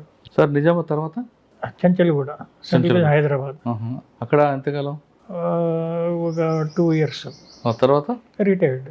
ఓకే, చెంచల్గూడతో రిటైర్ అయిపోయారు. నిజామాబాద్లో ఫ్రాక్షన్ తక్కువ, అదే 4 years కొద్దిగా తక్కువ 4 years ఉన్నాము. అక్కడ నుండి హైదరాబాద్లో రిటైర్మెంట్. ఓకే సార్, సాధారణంగా జైల్లో కన్వెన్షన్ వచ్చిన వాళ్ళకి మాత్రమే యూనిఫామ్ ఉంటుంది, ప్రిజెంట్ డ్రెస్. అంటే యూటీ వాళ్ళకి ఉండదు. ఓకే, ఆ ప్రెజెంట్ డ్రెస్లో కూడా వైట్ బ్లాక్ లైన్ ఉంటుంది, స్ట్రిప్ ఉంటుంది, blue strip, 2 strips, single strip ఉంటుంది. దానికి అర్థం ఏంటండి? అంటే అది డ్రెస్ కోడ్ ఇచ్చారు, అర్థం అనేది ఏం లేదు. ఆ స్ట్రిప్ ఉంటుంది, ఆ క్లాత్ కూడా జైల్లోనే నేస్తారు, అది బయట ఉండదు. ఆ స్ట్రిప్కి మీనింగ్ ఉండదు అంటారా? మీనింగ్ ఏం లేదు, అది ఒక డ్రెస్ కోడ్లో పెట్టారు. అది కానీ గ్రీన్ డ్రెస్ వేస్తారు కొంతమంది, గ్రీన్ డ్రెస్. అది వర్కింగ్ డ్రెస్, ఫ్యాక్టరీలో పనిచేసేటప్పుడు, లోపల జైలు అదర్ యాక్టివిటీస్లో పనిచేసేటప్పుడు గ్రీన్ డ్రెస్ వేసుకొని పనిచేస్తారు. కానీ సింగిల్ లైన్ ఉంటే, సింగిల్ స్టెప్ ఉంటే ఒకటి, డబుల్ స్టెప్ ఉంటే ఒకటి అంటారు, వాస్తవం? నాకంతా మీ టైంలో లేదు. స్టిప్ అయితే ఉంటుంది కానీ అంత సింగిల్ డబుల్ చేంజెస్ ఏం లేవు. అది అగ్రికల్చర్ పనిచేసిన వాళ్ళకి అక్కడ వాళ్ళకు ఇప్పుడు ఏమి గ్రీన్ ఇస్తున్నారేమో, అది ఎక్స్ట్రా డ్రెస్ ఇస్తారు. ఒకటి రొటీన్ వాడే డ్రెస్సులో 3 పేర్లు ఉంటాయి, ఒకటి ఎక్స్ట్రా పేరు ఉంటుంది. సార్ కొంతమంది కన్విక్షన్ వచ్చింది, జైల్లో ఉంటారు, ఎప్పుడో క్షమాభిక్ష వస్తుంటుంది. వచ్చినప్పుడు మీ దగ్గర మంచి వాళ్ళందరూ మీరు రిఫర్ చేస్తారు పేర్లకి, దానికి వస్తుంది అనుకుంటా. ఆ రూల్స్ ప్రకారం వాళ్ళందరికీ వచ్చిన ప్రతి ఖైదీకి అప్పీల్ చేసుకుంటారు. జైలు వాళ్ళకి ఫెసిలిటీస్ ఇస్తుంది. అప్పీల్ వాళ్ళ పర్సనల్ లీడర్ లేకుంటే గవర్నమెంట్ తరఫున లీడర్ పెడుతూ వాళ్ళు చూస్తారు. అంటే ఎవరికి మీరు ప్రిఫర్ చేస్తారండి? ఎవరైనా వచ్చిన ప్రతి ఒక్కరు కూడా నేను మంచివాడిని బయటకు వెళ్తా అంటాడు కదా. అది బయటకి అప్పీల్ అనేది బయటకు వెళ్తాను కాదు కదా, నా శిక్షను తగ్గించండి, నేను నేరం చేయలేదు అంటే దాని మీదనే వెళ్ళిపోతాడు. అక్కడ హైయర్ కోర్ట్స్ కొన్ని సేమ్ శిక్షణ చేస్తారు, లేకపోతే తగ్గిస్తారు, లేదా కొట్టేస్తారు. 3 అది కాదు అంటుందండి. ఇప్పుడు గవర్నమెంట్ అది క్షమాభిక్షిస్తుంది, అది శిక్ష పడ్డోళ్ళకు. శిక్ష పడ్డోళ్ళకు ఒక మెథడాలజీ ఉంది, ప్రీమేచర్ రిలీజ్ అని. దానికి ఎవరు ఎలిజిబిలిటీ? దానికి లైఫర్ అయితేనే ఒక పర్టికులర్ పీరియడ్ అయిన తర్వాత ఎలిజిబిలిటీ అవుతారు. హీనియస్ క్రైమ్ అయితే కాదు. హీనియస్ అంటే కొన్ని పర్పస్ఫుల్గా చేసిన క్రైమ్స్ ఉంటాయి, మర్డర్, అది వాళ్ళు ఎలిజిబుల్ లేదు. దాంట్లో మిగతా వాళ్ళు ఉంటారు కదా, దాంట్లో వాళ్ళకి ఎలిజిబిలిటీ ఉంటుంది. అంటే శనికా వయసులో మర్డర్ చేస్తాడు, దాన్ని నార్మల్ కిందకి వస్తుంది. అది వాళ్ళందరికీ అంటే కాన్స్పిరసీ చేస్తే రాదు. ఓకే, అంటే అది వెరీ రేర్ ఆఫ్ రేర్ కింద తీసుకుంటే దాంట్లో వీళ్ళందరికీ ఒక మినిమం 7 years సెంటెన్స్ గడిపిన తర్వాత they become eligible, including remission, under trial prison, UT. శిక్ష కంటే ముందు ఒక 1-2 years కొంత కలుపుతారు కొందరు. అంతా టోటల్ కలిపితే 14 ఏళ్ళ వరకు రావాలి. అక్కడికి ఇది యాక్చువల్ సెంటెన్స్ ప్లస్ అన్నీ కలిపి 14 ఏళ్ళు. వాళ్ళని ప్రీ రిలీజ్ ప్రోగ్రామ్ కింద తీసుకుంటాం. వాళ్ళని సపరేట్ చేసి వాళ్ళకి ఎవ్రీ 3 months ఒక మీటింగ్ ఉంటుంది. ఆ మీటింగ్లో పెడతాము. దాంట్లో అన్ని రివ్యూ చేసి వాళ్ళు రికమెండ్ చేసి గవర్నమెంట్ పంపిస్తే అది గవర్నమెంట్ అప్రూవల్ చేస్తే రిలీజ్ అవుతుంది. అది ఎక్కడ బ్రేక్ అయినా కూడా మళ్ళీ ఉండిపోతాడు. కానీ రేపు గవర్నర్ ఆర్డర్ వస్తుంది, నా పేరు ఉంటుంది అనుకుంటారు చాలామంది. అంటే ఆర్డర్ వచ్చిన తర్వాత పేరు లేకపోతే వాళ్ళందరూ బాగా ఇప్పుడు అక్కడి వరకు పోయినా ఏవి రిజెక్ట్ కావు. ఇక్కడెక్కడ ఫిల్టర్ అయినాయి తప్ప అక్కడి వరకు పోయినాయి. ఒకటి జరిగితే ఫీల్ అవుతారు, ఏం చేస్తారు. ఇప్పుడు అందరికీ ఒకటే తీరుగా అయితే యూనిఫామ్గా అయితే రావు కదా. లేకపోతే ఇవన్నీ స్టేజెస్ ఎందుకు పెట్టారు, ప్రతి లెవెల్లో మళ్ళీ చెక్ చేయమని. అదే సార్, రిటైర్ అయిపోయారు, అయిన తర్వాత ఏం చేస్తున్నారు? ప్రశాంత్ నార్మల్గా ఒక 2 years నేను దీంట్లో ఎయిడ్స్ కంట్రోల్ సొసైటీ అని ఒకటి ఉంది, కోటిలో ఉంది వాళ్ళ ఆఫీస్, అవునండి. దాంట్లో పనిచేశాను. మన ప్రిజన్ సైడ్ అప్పుడు అన్ని ప్రిజన్ అంతా తిరిగేది. వాళ్ళ వాళ్ళ వాళ్ళ ఒక్కొక్క రిప్రజెంటేటివ్ ఆ జిల్లాలో పనిచేసేవాడు, వాళ్ళ వర్క్ని సూపర్వైజ్ చేసేది. హెల్త్ ప్రోగ్రామ్స్ కింద అదంతా, అదే దాని కింద వర్క్ చేసి రివ్యూ చేసి వీళ్ళకు వాడు చంద్రబాబు అని ఉండే ఐఏఎస్, మేము వీటికి వచ్చి రివ్యూ చేసేది. అట్లా ఒక 2 years పనిచేశాను.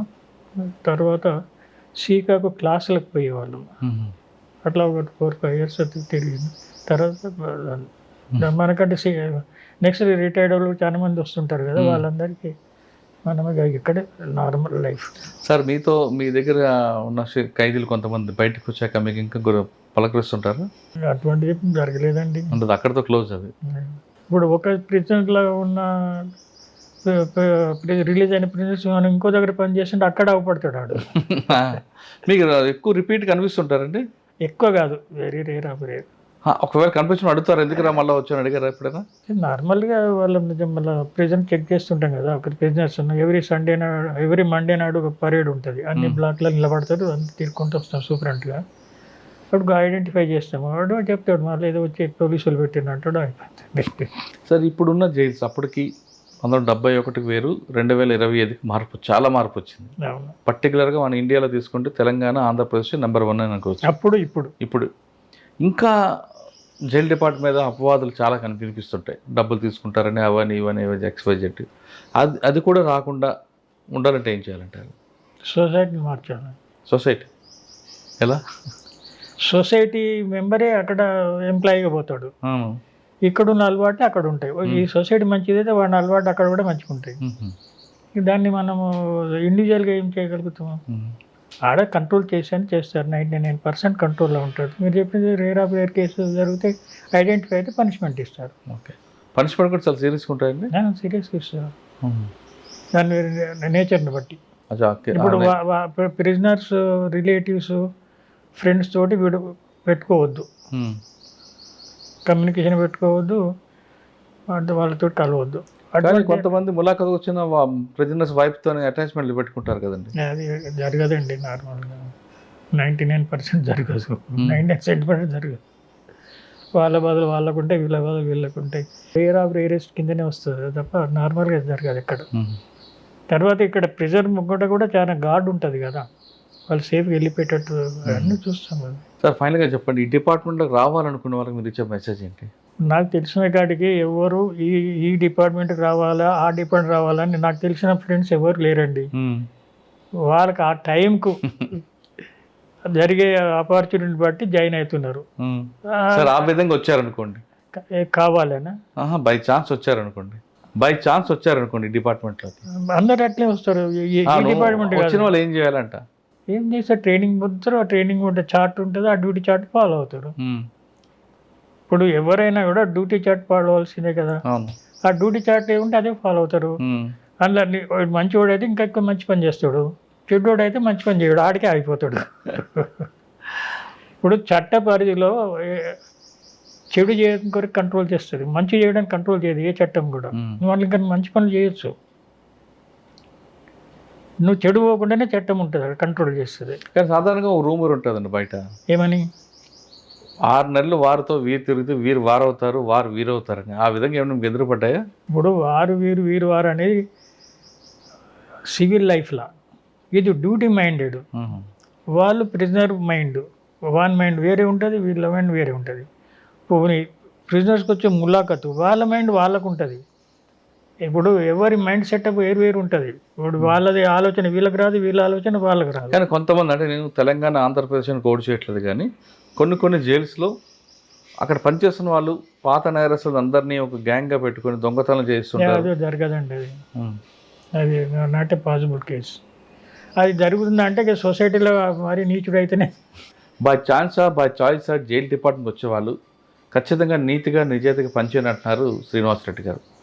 ఆయన తెలంగాణ రాష్ట్రం కానీ ఆంధ్రప్రదేశ్ రాష్ట్రంలో కానీ చివరిగా జరిగిన ఉరిశిక్షను చూసిన వ్యక్తి, అదేవిధంగా నిజామాబాద్ జైలును కూడా ప్రక్షాళన చేసిన వ్యక్తి. ఇటువంటి ఆఫీసులు వచ్చినప్పుడు జైలు డిపార్ట్మెంట్ అనేది కేవలం శిక్షించడం కాదు, వచ్చిన ఖైదీలో పరివర్తన తీసుకురావడం అనేది ముఖ్యంగా గుర్తుపెట్టాలి. కాబట్టి ప్రతి ఖైదీలో పరివర్తన తీసుకొస్తే వాళ్ళు ఖచ్చితంగా మీ పట్ల గుర్తుంచుకుంటారు అనే విషయం చెప్తున్నారు శ్రీనివాసరెడ్డి గారు. ఇది శ్రీనివాసరెడ్డి గారితో ఎక్స్క్లూజివ్ ఇంటర్వ్యూ. వచ్చే వారం మరొక మళ్ళీ కలుద్దాం. అంతవరకు నమస్తే. థ్యాంక్ యూ అండి. నమస్కారం.